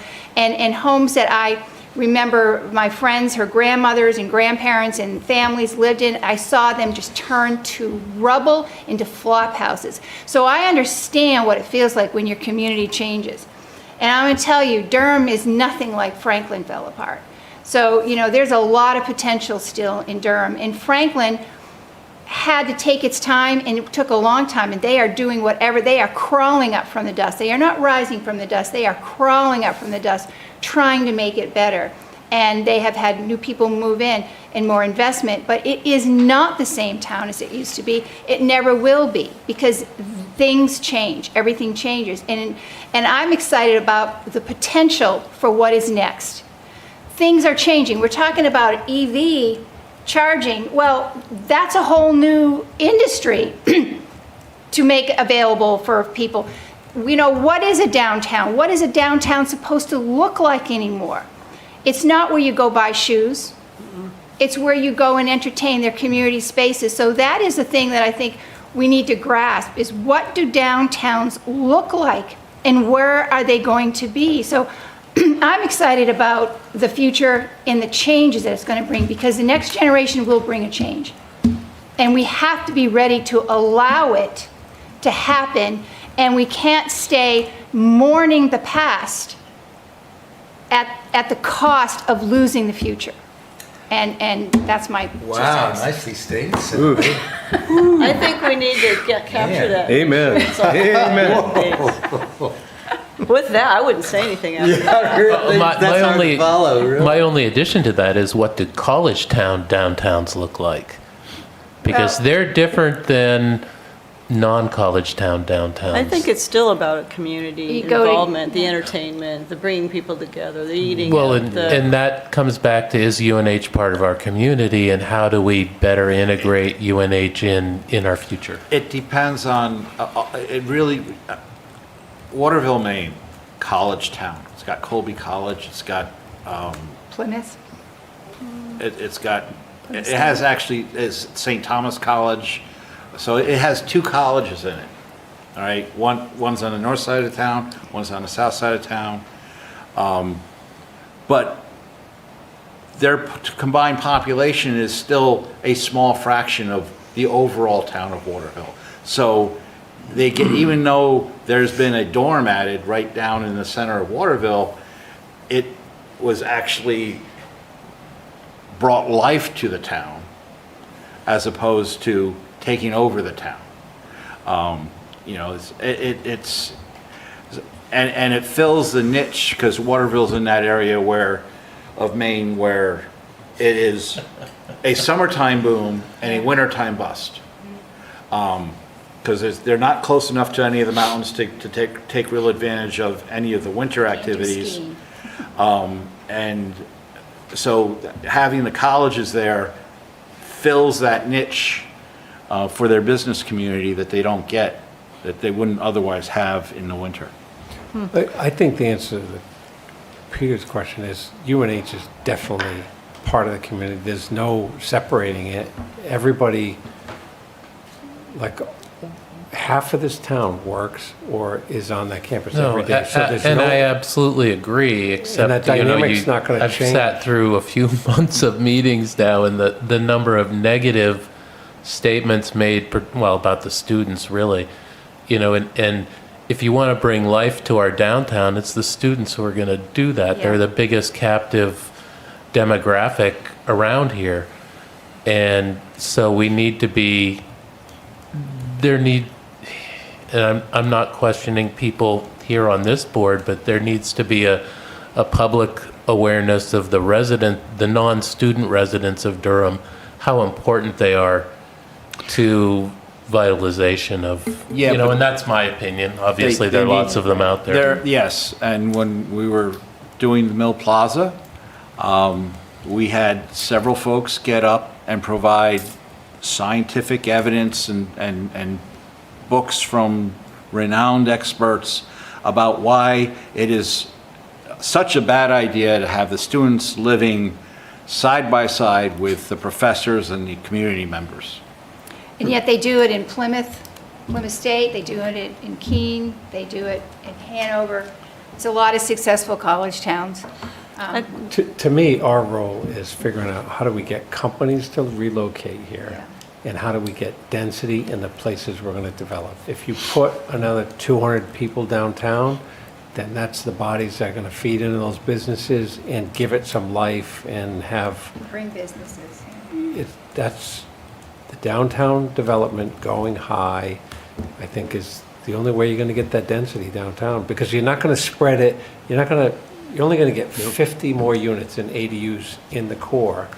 And then you got to bring some jobs, which are at Technology Drive. And that's the only other place we got designated right now to build things.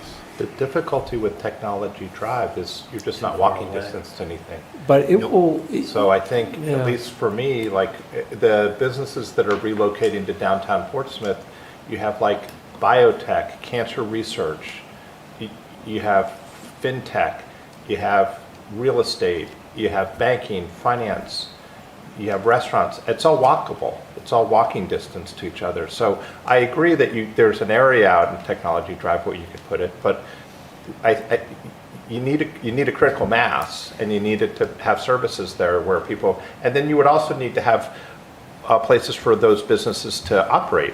You know, there's really no. so what's the, okay, so that's all the negatives. We need What's a the long- alternative? What's How do you fix that? what's I mean, we have to work with the built environment we got and the places that we got. We can't say we want to do what Portsmouth does because we're not Portsmouth. So I'm at a loss as to where else you would put the thing you're describing.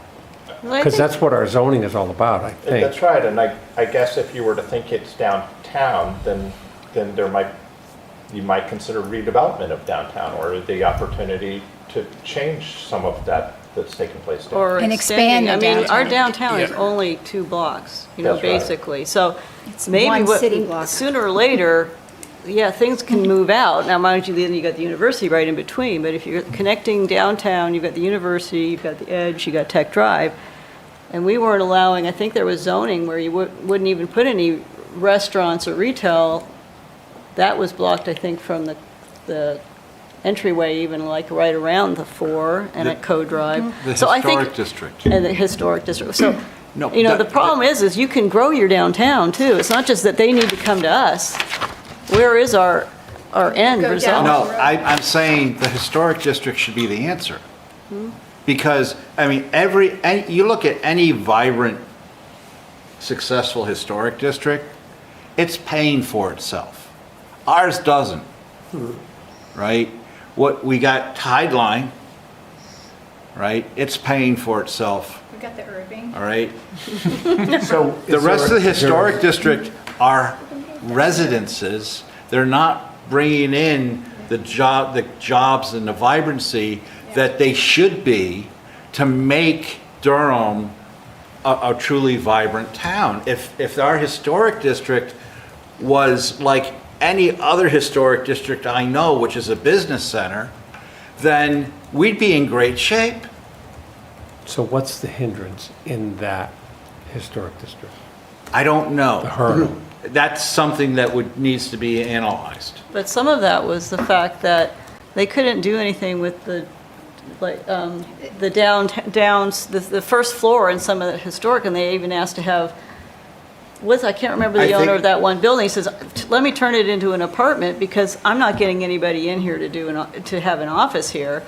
So as the demand for that student housing in the older homes, maybe they would then develop that more into an office space, if that demand ever existed, but we don't need office space Part of the anymore. problem is you can't change the footprint.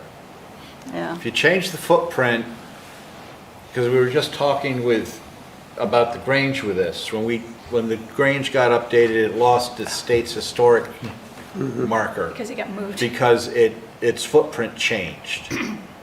It got a little larger. And that ends up, I think, being part of the challenge. You have to live with the existing buildings more or less as that you can fix them up, but you can't expand them or do a lot of these other things that you might need to do if you want to keep the state's blessing with regards to it being properly historic. Because I believe we're right on the edge. If we lose too many more buildings, then we might lose our even though we could call ourselves historic, this, whatever blessing we get from the National Register wouldn't agree with us. Gary? I'm thinking about this meeting from Michael's perspective, and I think we've provided abundant evidence of the kind of conflicts we face when trying to achieve some of our objectives. But if I'm not mistaken, you're probably asking yourself about the role that the Regional Planning Commission might play and what you can pull out of this meeting that could be a tool that would be valuable not only for us, but also for similarly situated communities. And one of the things that I think could be valuable at the regional level is perhaps some tools that would help us do better cost-benefit analysis that could inform our, so if you have a small group within a particular community that's opposed to something, that have disproportionate voice at public meetings, they may be right. but they may be wrong, but they have the loudest voice. We should be making cost-benefit analysis type decisions that weigh things carefully. It could be useful to have some of the more sophisticated, some economic tools or some kind of process for doing better demand-side analysis across the region for some of the things that we might want. For example, let's just say you were considering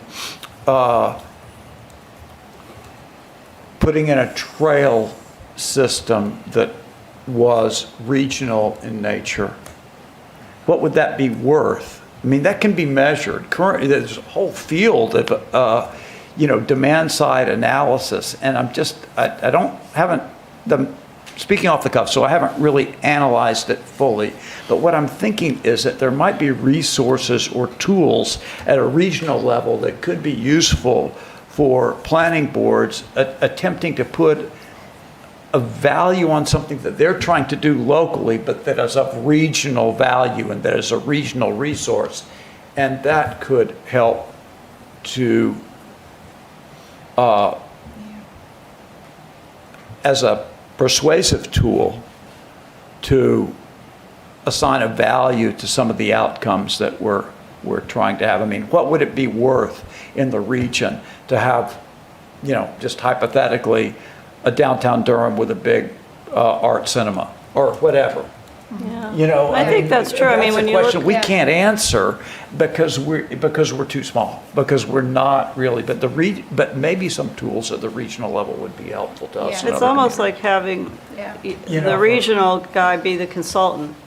Because every little town is faced with tight budgets, and having that outside looking in analysis and perspective and maybe ideas would help. But it's almost like having a consultant, and that could be at the regional level that allows all of these towns that are struggling obviously with a lot of the same questions. That's a resource, like you said, that's a good idea. Another way of thinking of it is not just what do we want Durham to be, but what does the region around us who are potential customers for Durham businesses or potential users of Durham services, of different kinds, what would they like to see in Durham? How would they benefit from it, yeah. And the interconnectivity, the transportation of that non-vehicle transportation would be really great. Michael, you've heard of a great discussion here. Can you just give us some quick feedback, your perspective on what you've heard? Sure. This was our inaugural conversation with the planning board, so thank you all. It was very, very interesting to kind of have this listening session and hear from you all. A lot of what I heard are not things that surprised me too much coming into this meeting. I tried to come with a clear head about what I would expect to hear from you all, but it sounds like the thoughtfulness around housing and development and still trying to identify the direction for the towns downtown and other resources are things that are evident in your master plan, things that are evident in projects that we have worked on with Durham in the past and regionally in the past. But getting some additional information from you all was very, very valuable. So I'm very much looking forward to digesting this all with our team and summarizing it as we start to do this in all of the communities throughout the region. So thank you all for your time. I do appreciate it. Were you expecting an hour and a half? I was expecting, honestly, 2. We disappointed you. Oh, we could keep talking. Oh, we can keep going. If I'd known that, I wouldn't have cut him off so quickly. I will say, we love to work with the planners in our region, like Michael. We love to work with planning boards and hear from you all. So please, I can, send my contact information to Michael so he can reshare it out with the group or share it out with the group. Please email me, call our office. Always happy to, set up a meeting to talk more. Our office is always staffed too in Rochester at the community center if you find yourself in the area and want to stop by and chat. But hearing, some of the potential needs too at the regional level are really, really insightful and provide some, potential direction for future work and future priorities at the RPC level. So please, stay in touch if anything does come up, beyond what was shared tonight that you do want to share. Definitely, reach out to me, and we can ensure that, all of this is included in some of the feedback for the development of the master plan.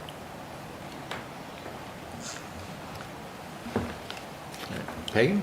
Well, I was just gonna, it sort of just spurred me to think about that. I think possibly a lot of the other communities are experiencing similar issues or have similar questions. And to sort of, sometimes it's difficult, I'll go and I'll Google, who has a pending EV ordinance, or who's considering an EV ordinance, or talk about a workforce housing overlay district in New Hampshire. So if there was like almost and I'm not saying to do it, but I'm saying if there was like a regional clearinghouse, or just even a local regional that says, hey, Dover's got these 3 things on its, planning board's considering these 3 things, or here's a link to their potential ordinances, or just even a regional sort of, actually clearinghouse of information, so that we could look at similar approaches that other towns might be taking, would be very helpful. I end up Googling them, and then I'm looking in Maine, I'm looking in Manchester, I'm looking in Bedford, I'm all over the place, and it's possible that Dover's done it the best. So, but I might have missed it.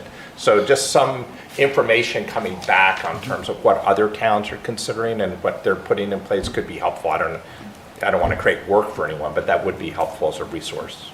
Yeah, it sounds like that's a tool idea that I can bring back to our leadership and see how we could implement it. But I will say, if you're ever in a situation like that, definitely give our office a call. Because in addition to, working in almost every community pretty regularly in our region, we're connected with the other RPCs throughout the state. So we're able to, lean on them, and also in other states too. We work closely with Southern Maine Planning Commission and some of the other planning commissions in Maine as well. So definitely please reach out, and if this is a tool that we can end up developing for the future, in the meantime, I think that we can still provide, direction and support for things like that.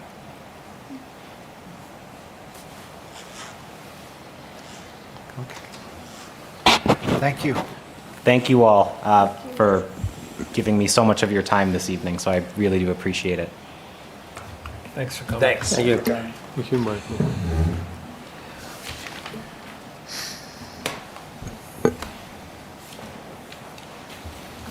All right.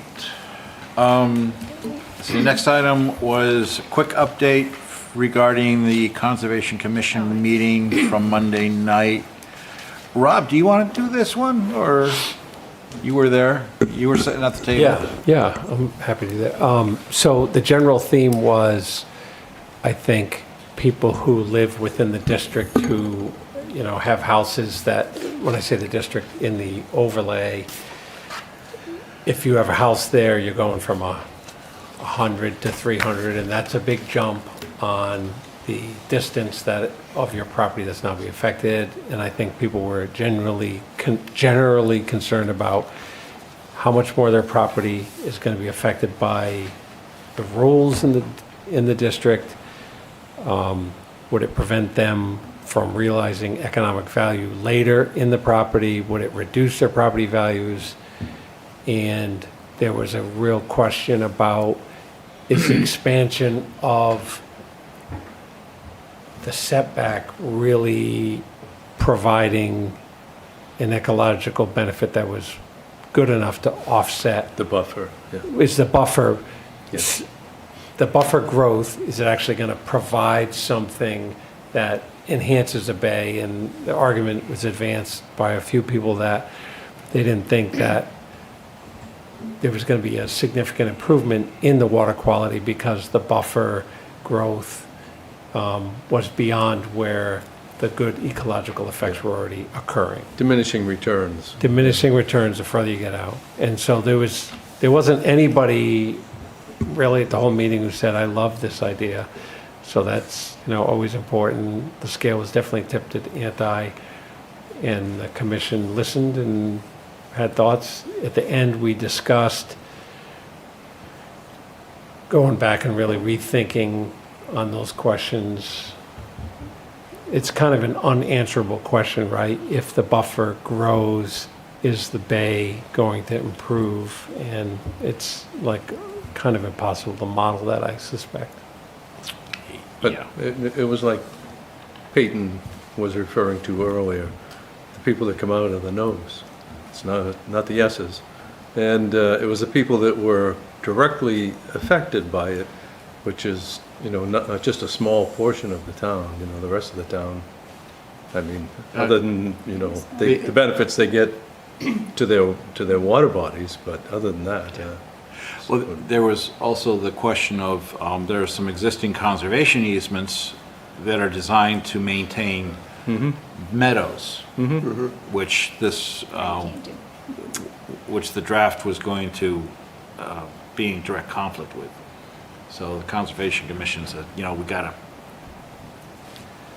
gotta rethink our habitats. Fix that. I think part of the rub here is like the rule is written in a way that prevents bad acts, but you might have somebody who's living right on the water and wants to cut back some vegetation and is a really thoughtful person doing good things. They might have their garden there, they're fertilizing it, they're not creating a golf course on the edge of the bay.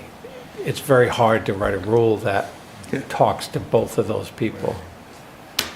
Marjorie Mills' garden on the bay would probably have been environmentally friendly as opposed to other people who would put the golf course right on the bay. And So- we've seen that recently. Yes, big time. And the people that were there on Monday night, as far as I was concerned, I mean, those aren't the problem people. Those are the people that care about the land, care about the bay. It's the ones, some of the ones that weren't there, that these are written for, so that there's some control and regulation over what they do, that's Yeah. going to impact all of us. And part of the trick is like the exception. There are some exception paragraphs in there, and like how do you fairly administer those? The perfect saint could do that, and maybe we have that person, but it may be that we don't have that trusted agent. Just in general, it's hard to administer the exceptions. It's really hard. Because then the bad actor says, well, you let that guy do it, so why can't I put the golf course on the bay?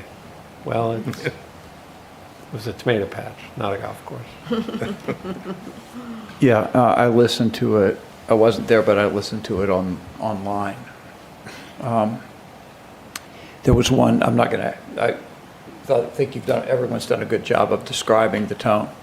There was one thing though that I think there was a theme where people who are well-intentioned environmental stewards of their land are looking for clearer guidance that would allow them to do things that they view as practical and responsible.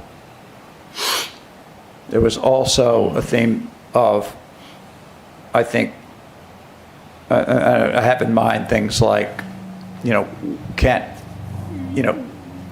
what can we, especially as mowing, annual mowing, for example, that goes to Paul's issue on habitats, annual mowing to prevent thickets from forming, I think was a big theme. And another theme was variation in the needs of different property owners with different desires for their property. In other words, there were some people who said, well, I have grandkids, and I don't want to, I want them to be able to be in an area where they're free of ticks. Things like that seem very commonsensical, and so I think Want a play area. we did very well as a planning board to send this back for that hearing. I think it was an extremely good and productive hearing, and I think we and you, Paul, did the right thing by advocating that it be sent back for this listening session because there was a tremendous amount of useful information, and the overall effect of it was, for me, was to say, this has got to be really fundamentally rethought. We're not going to create the Teton Wilderness within Durham. We're not going to recreate the Teton Wilderness. We're not going to let That'd be nice. urban areas completely naturalize. We need to come up with some practical balancing that's based on a reasonable cost-benefit analysis of what the actual effect of what we're going to eventually do is. And so it's not about doing something for the sake of being the most visible environmentalists on the bay. We should be doing something that's consistent with our environmental ethic, but is responsible in terms of, is sensitive and recognizes that it's not a bad word to say that people have property rights and people have legitimate interests and exercise in making decisions about property they own, unless there is a rational relationship to a measurable, intangible public interest that is evidenced. And I just want to echo that. I watched it on DCAT. And, you know, for me, the theme that kind of I kept coming back to was regulation, and that regulation affects real people, and that we were seeing a cohort of people who were being impacted, potentially impacted by regulation, where it was going to really change the fundamental structure of their property rights and their interaction with their property. And to hear that in real time, and those regulations were well-intentioned, but there were secondary effects that might not have been thought through. So there are always secondary effects to regulation that might not be considered by the regulators. And then that it is impacting real people, and then in some ways significantly. And the sort of the opportunity that was there was those were people that were all going to be impacted. And that it's quite possible that we consider regulations where we're impacting people individually as they come before us. 1, 2, 3, 4. So it's not just a whole group, it's individual people. So it's like one thing is who speaks for them. You know, you need to think about the regulations. And I think that was I also heard that theme, which was really demonstrate this is necessary. You've got to really prove to me, be sort of beyond a shadow of a doubt, that this is really important.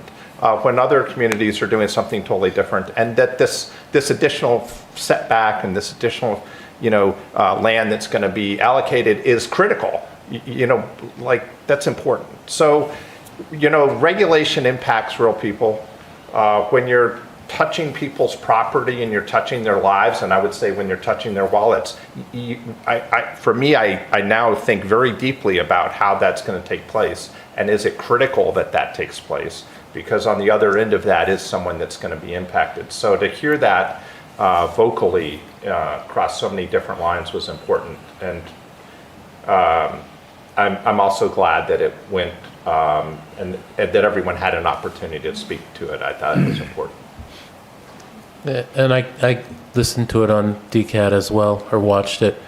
I think there were a couple things that really stuck out in my mind, and there's some low-hanging fruit that we can take care of. I mean, there was a mention of the septic ordinance from Exeter, I believe it was, where they require inspections every X number of years. I think it was 3, you know, maybe we go to 5, what, you know, some smaller than 5 decades, you know, and we need to get back to, or the Concom need to get back to, you know, what are the impairments in our water bodies that we're trying to take care of?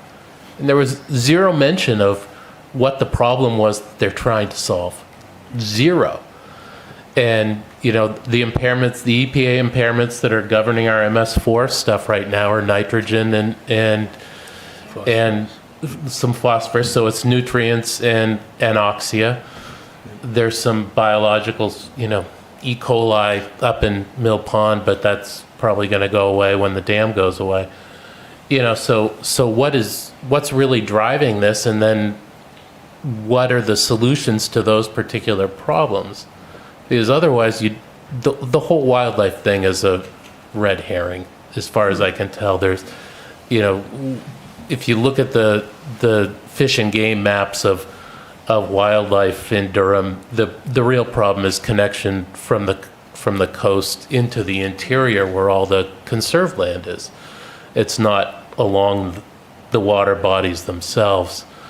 So there's some, I think we really need to take we the community, not we the planning board, need to take a close look at what the problems are that they're trying to solve. And that point was made as well, that, what's the why? What are the problems you're trying to solve, rather than just, buffers, why? Are they really in the diminishing returns stuff? What makes the most sense? That group of people seem to be very, the speakers seem very much in favor of protecting the water. I don't think there was one who didn't mention some sort of stewardship of the environment. So I think it's a, really dotting the I's and crossing the T's on the whys and what the benefit is, and not overdoing it.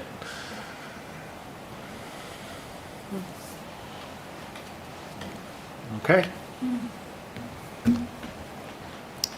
All right. Item 5, electric vehicle charging stations. Proposed amendments to the site plan regulations to create more electric vehicle charging stations developed by the Durham Energy Committee. So we have a fresh copy, was in the packet with Michael's notes. And we also have Is it cost?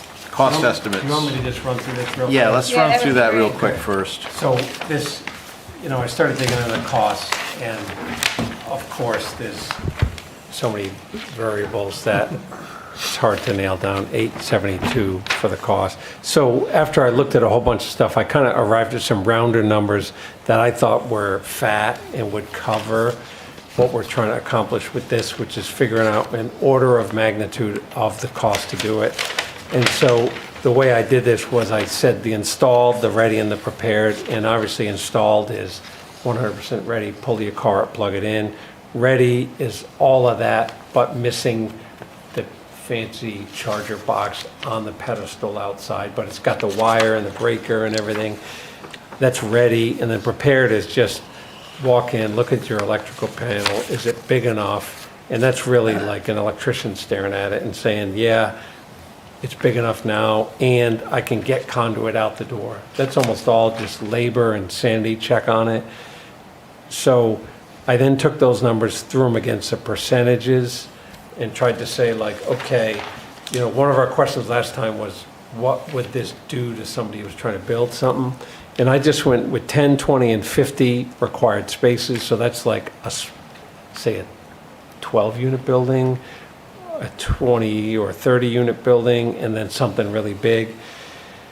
And in the end, those highlighted costs, it looks to me like when I hit the percentages against it and my round numbers up top, if you were going to do a multi-unit new building with 10 units in it, it would cost you about $4,400 to meet the full scope of what you're required to do, which is 1 installed, 1 ready, and 2 prepped.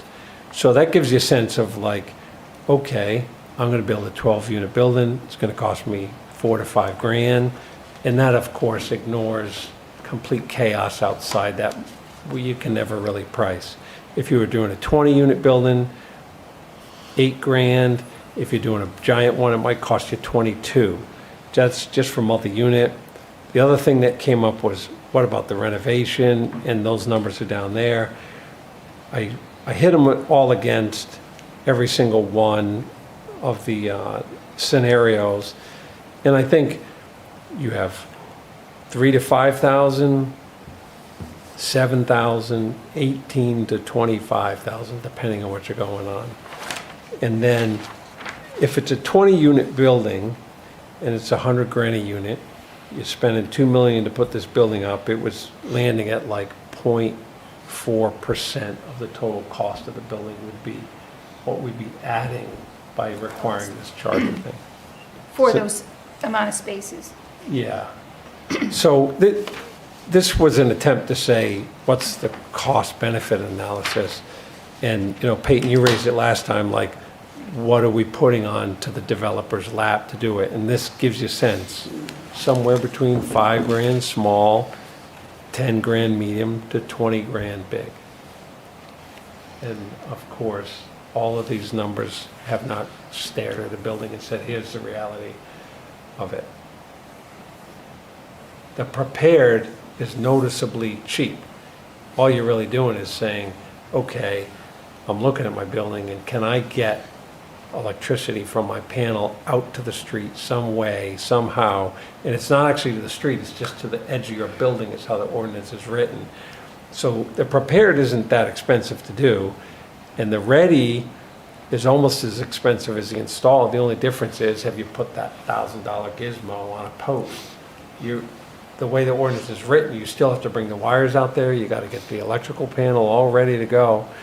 And the only difference between installed and ready is really, is the final plug out there. So, I'm kind of confused about why the installed is cheaper than the ready. Installed is more expensive than It's ready. more expensive. So a cost for one space installed is $3,200 and ready is $2,200. Right, but when you go down to the, here, and I'm looking at the different. Which line are you You've got- looking at? Well, like multi-unit new for you got one installed at 1625 and one ready at 2250. Yeah, you know, I think it's doing that because in that, you're right, in Because that only half particular of one case, is required. for you know that. what it's not showing? It's not showing that that one is really like a 0.5. Yeah, And that's why that math is goofing up there. So, Okay. yeah, because 5% Need of to- 10 Need to fix the spaces function on is that. yeah. So that, you're right, that's 1625. All of those in that first column should be 32. But does it change the thesis?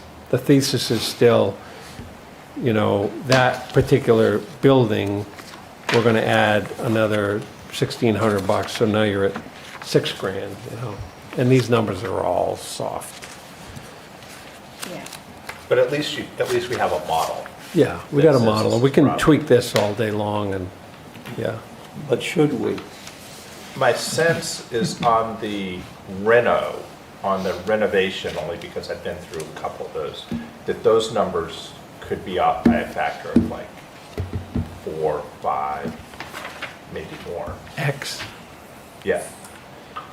Because in a reno, you might have old electrical, you might have old boxes, you might have old wiring. You might, there are a whole host of, I know someone just in faculty that put in a Tesla charger into a house that was somewhat, not that old, but it was old enough where it was a significant amount of work. Yeah. I mean, for me, it was just like, $1,500, and mine was easy. His was like 4x that, or maybe 6x that. You're right, Peyton, and I thought about that, and that's why the electrical panel upgrade number is only $500. That is not pulling all the panel out. That's not taking a 100 amp panel, thrown away and putting it at 200, and that's where you're gonna scream up. On the reno. So the assumption here is the panel itself is gonna be big enough to handle it. If it's a small panel and you're putting in a big load, it's not gonna get there. Yeah. That's Yeah. what happened to me. Yeah. I made mine, in my renovation, I made it EV ready. And this, no, it was more expensive. What did it cost you? way over my I can't, 3,200? I'd have to look at the numbers. By that time, I'd been beaten into an insensate state by the cost overruns. A few thousand. I mean, there's no doubt, if you have an old panel, 100 amp, and a bunch of old junky wire, the electrician's gonna look and say, I'm not doing anything in here unless you redo the whole mess. Yeah. That's not here. That's not this spreadsheet. Because And that would, this situation you're describing would be where we trigger, I think, under applicability, paragraph C.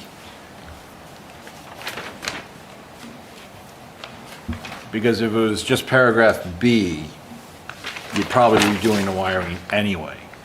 And remember, we're not Where? talking residential here. This 3 and is 4. big projects. Yeah, that'd be bottom page 3, top of page 4. Oh, see. So, because that's where you're just adding new parking, you're only doing work outside the building, and now we're triggering something that might cause, that the inside of the building might not support. That would be easy enough to write an exception on or provide a variance for. But if you're doing a 10-unit reno, remember, these are all, you're buying new gear anyways, most likely. These are big projects in this model. Yeah. In All other right. words, you're already buying the big gray boxes and you're just making it a little bigger. We should, I don't want to spend, I don't want to be here too late tonight. Do we want to start going through the green comments, or do we want to push this off?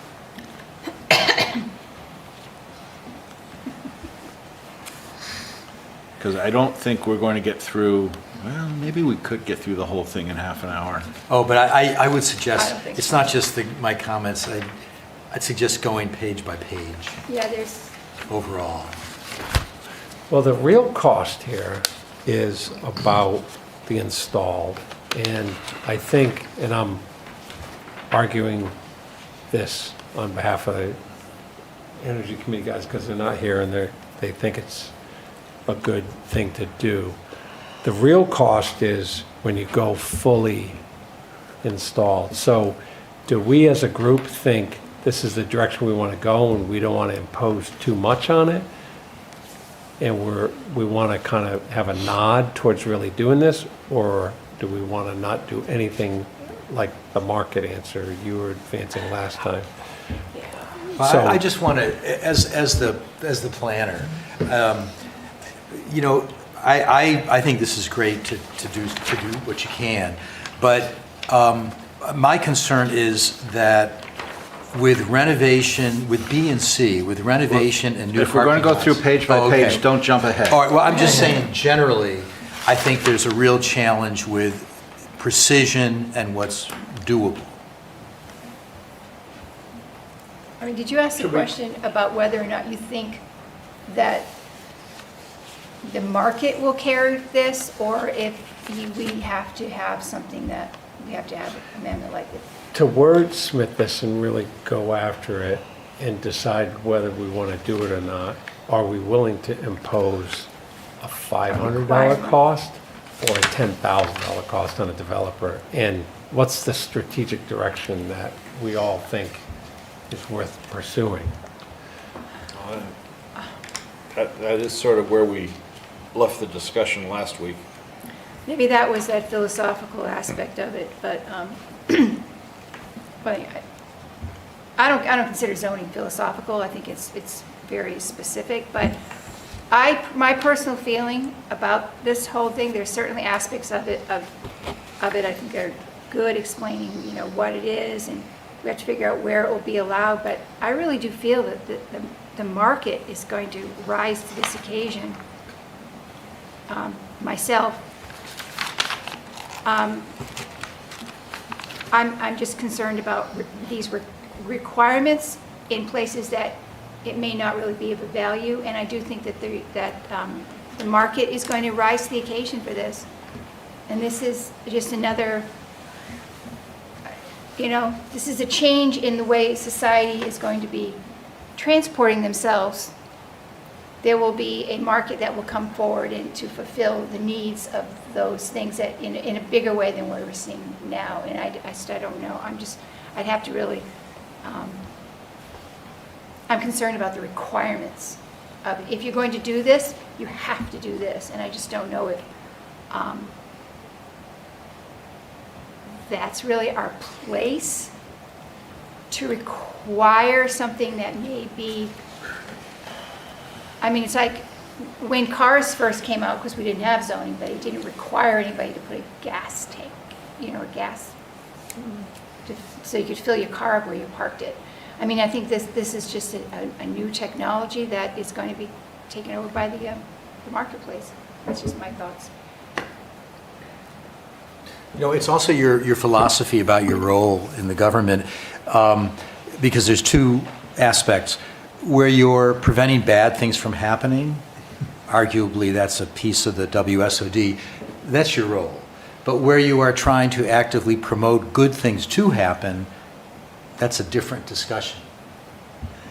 Yeah, I think that you do have a bit of a chicken and egg problem in the sense that, you want the infrastructure to be in place, but I'm just waffling on it because I'm just not sure that we need to intervene as regulators, because EVs are already enough of a presence that the market, I don't know why the market won't function efficiently to incentivize developers to put them in places where the people who are going to use their properties will want them. There are enough EVs. If there were fewer EVs, I don't know that the market would that maybe we would want to prod the market a little bit. I'm not decided on it, but that's kind of where my head is at, is like, if it might be a different discussion if EVs weren't already such a mature technology. I've talked to a few people who, and I forget who they are, they might be even some of the people in this room. And there are, there's folks who have EVs who are quite happy that they don't have a charger at home. That because when they go out and once a week or once every other week, whatever the rate is, they'll go out and they'll plug in for 20 minutes at a quick charge and do something and then come home. They incorporate it as part of their weekly errands. So for them, it makes sense. I mean, I was driving in Newington this past weekend, and Whole Foods is putting in 6 or 8 Tesla chargers. Yeah. Right? So everybody who goes shopping at Whole Foods, they're going to charge there. They don't need a charger at home. Right? And that goes into that thing of where is it that we're going to be requiring these? And I'm more inclined that it's a workplace or a place where you go to do business type place, location where you want to require them, not necessarily at your home. And the reason Riverwoods needs them is because that's their home. It's not that that's their home. It's that Riverwoods does their grocery shopping for them quite often. Yeah. Right. So they're not. Or do we say new construction, that's the place to do it, and renovation is such a nightmare to figure out that, maybe that. So you could say any new big development, that's where we go after it. So I'm likewise of sort of two minds on this. One is, after going through fairly large renovations of parking lots, the idea of, number one, having to go to another third party to get permission to do something when it's already a complex project that we've funded for 3 years with reserves to do, and have another third party regulator involved, and then have another party involved that's an electrical outlet that's got to be shimmied in between the ripping up of the pavement and the putting it down, and you've got 4 days to do all that, and there's a lot of complexity. So on the renovation, I find that really, that for me is almost a hard no. I would really not support the idea. Then the philosophical of requiring net new, I'm sort of inclined on, if they're doing it and they feel there's value there and they see there's value for customers, then they should do it. And I'm really cautious about downshifting costs to another individual who's putting their money on the line without understanding all the secondary effects that might have. Is it a shared space? Is it a dedicated space? Are people purchasing dedicated spaces there? There are a whole bunch of things that we don't know because we're so far removed from that.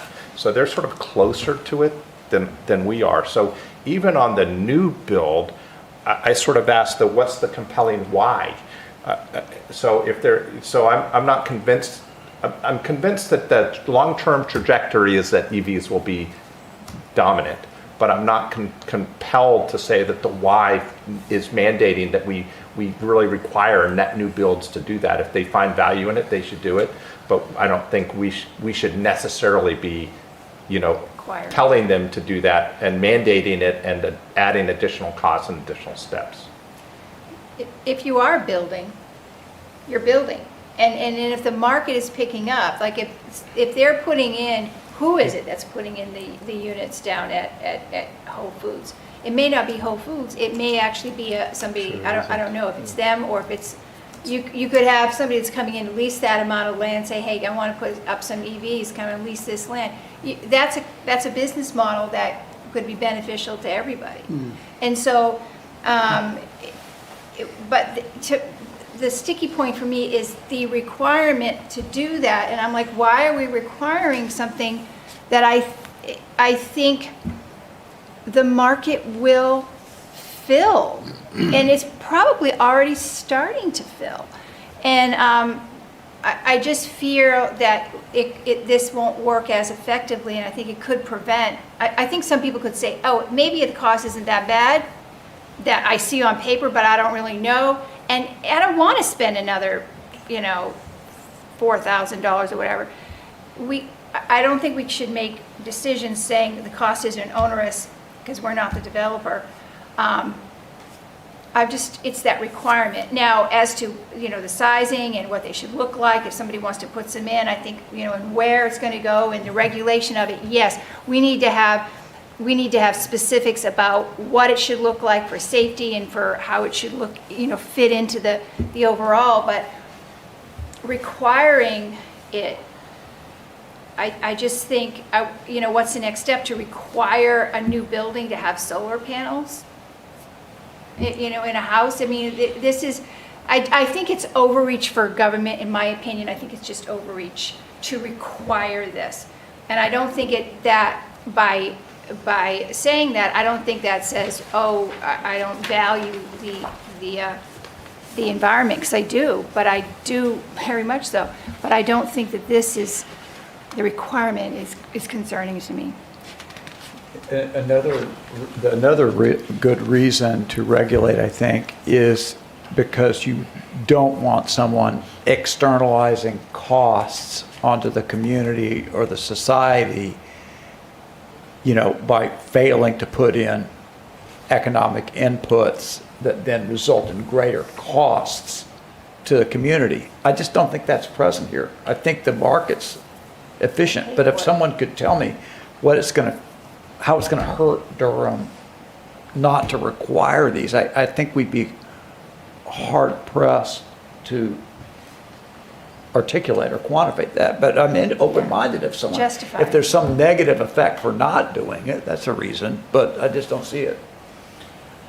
And to that, if there was I appreciate the work that was done here, and I think their projections and the work and the analysis is the policy direction. One could say, if it's valuable to Durham and we find it's valuable, then maybe another policy directive could be, hey, let's try to get some land from Durham where there are level 3 chargers or there are 20 level 2 chargers installed. So, there could be a direction where you say, okay, Durham steps up, and instead of pushing it off to private citizens where we're going to incur costs, Durham makes that available if it finds that there's an overriding high value to citizens to do that.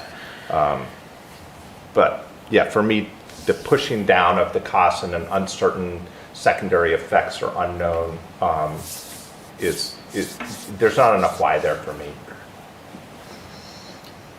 But I remain open-minded. This is just where my head's at right now. I remain open-minded, but I think that it's incumbent on us to know why the market's inefficient. Yeah. Yes, Michael. Yeah, I'd encourage you to be open to this.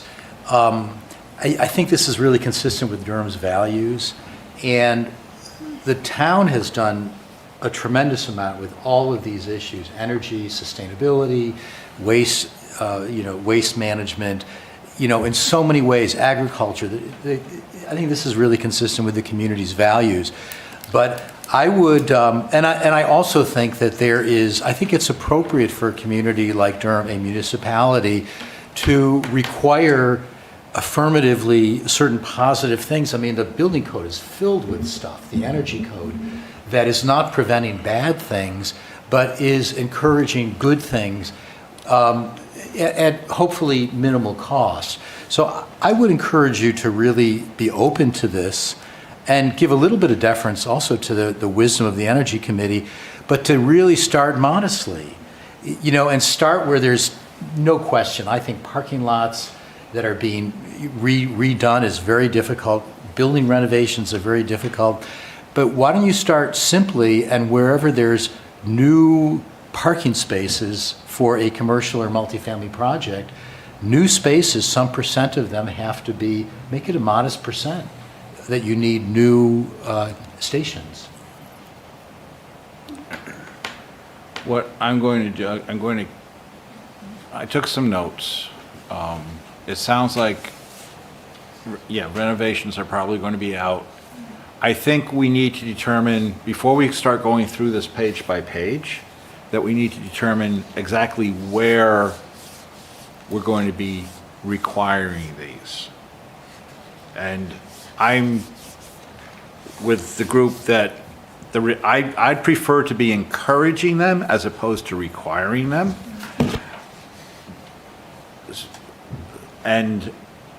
But let's come back, and I want to start with where they're going to be required, how many we're going to require for the various uses. Maybe we don't require them for all the listed uses. So let's think about that very firmly before we pick this up and start with that as the conversation point. And we can dig in to that section first. And then once we do that, the rest of it should just flow pretty easily as we go page by page. But I think that's going to be the hard part, and we should wrestle with that hard part first.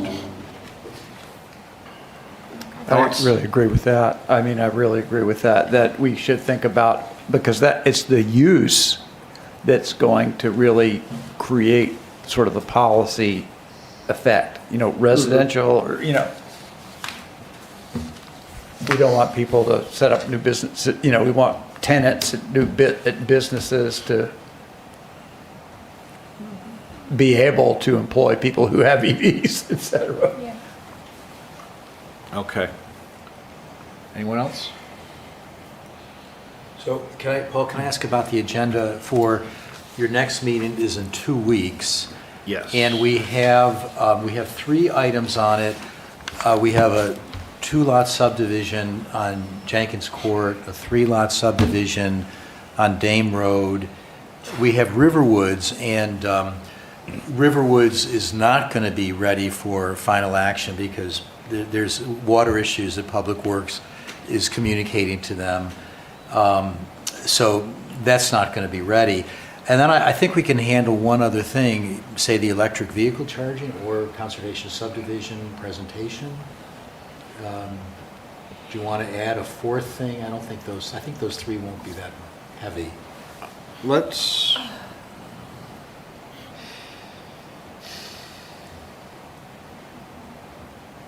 wouldn't add a 4th thing.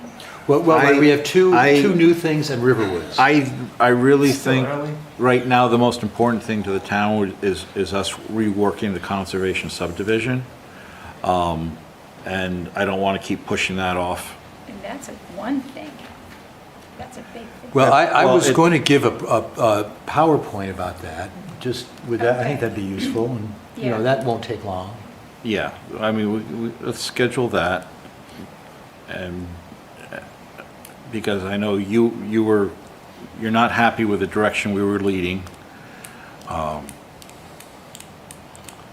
But So I'm And- confused. So is Riverwoods going to be there, or are they going to cancel No, out? no, I don't think they're gonna, I'll have to talk with them. Okay, because that, I mean, it doesn't do any good to sit here and say, well, we don't have anything else. I mean, it's just a Wow. waste of everybody's time. Well, they did submit revised plans based on comments from Ty and Bond, and now Ty and Bond is reviewing Riverwood's response. I don't, they hope, so there may be something to talk about with that, but there's a big issue with the water, and I understand it's, which kind of water? because Rich told me today, because the amount of water that they need, and the. Drinking water? Yeah, the water This is, supply. this is a fire pump question. Well, there may be an element of that. I just talked to Rich briefly, but evidently also because of the amount of the extension, it has to go to the town council. And there may have to be a public hearing on it, so, Riverwoods may want to postpone, so I'll let you know. Yeah, because if they're going to come to us just to talk a little bit about the stormwater, which may or may not be ready, and they have this other thing which, I mean, because that would hold up a site plan approval, Right. right? If they have to go to the town council first, it probably makes a lot more sense for them to hold off bundle on the it, to other come to one, us yeah. when they have it all bundled Yeah, together. I mean, in the past thing, you have approved things subject to, but Rich said he doesn't think the board could approve it, but we'll look at that. Well, yeah, you work it out. As soon as you know which direction it's going, let me know so we can modify the agenda. Yeah. All right, I'll just send out a preliminary agenda tomorrow. Why don't I put Dame, the two new ones, Riverwoods and the conservation subdivision discussion? Those four for preliminary? Yeah.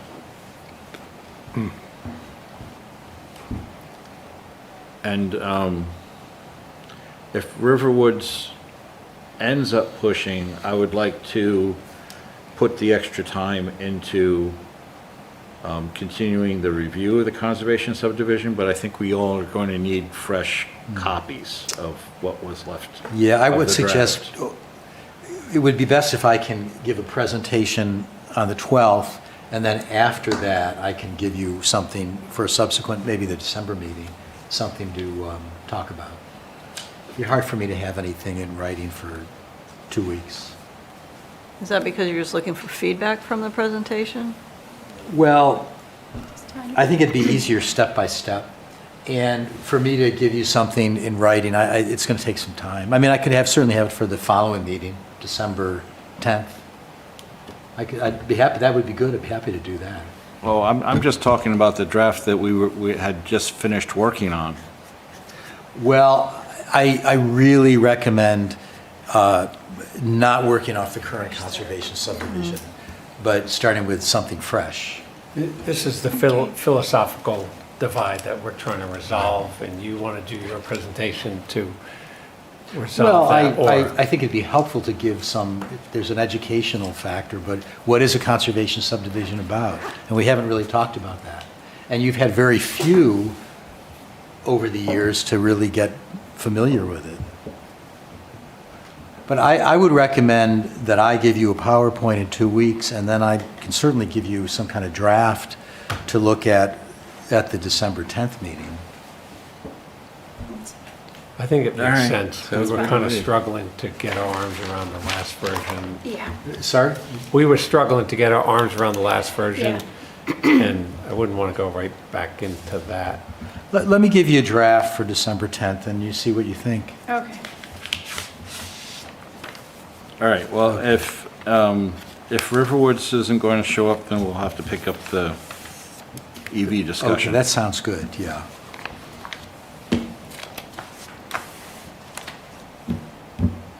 Will the chair entertain a motion to adjourn?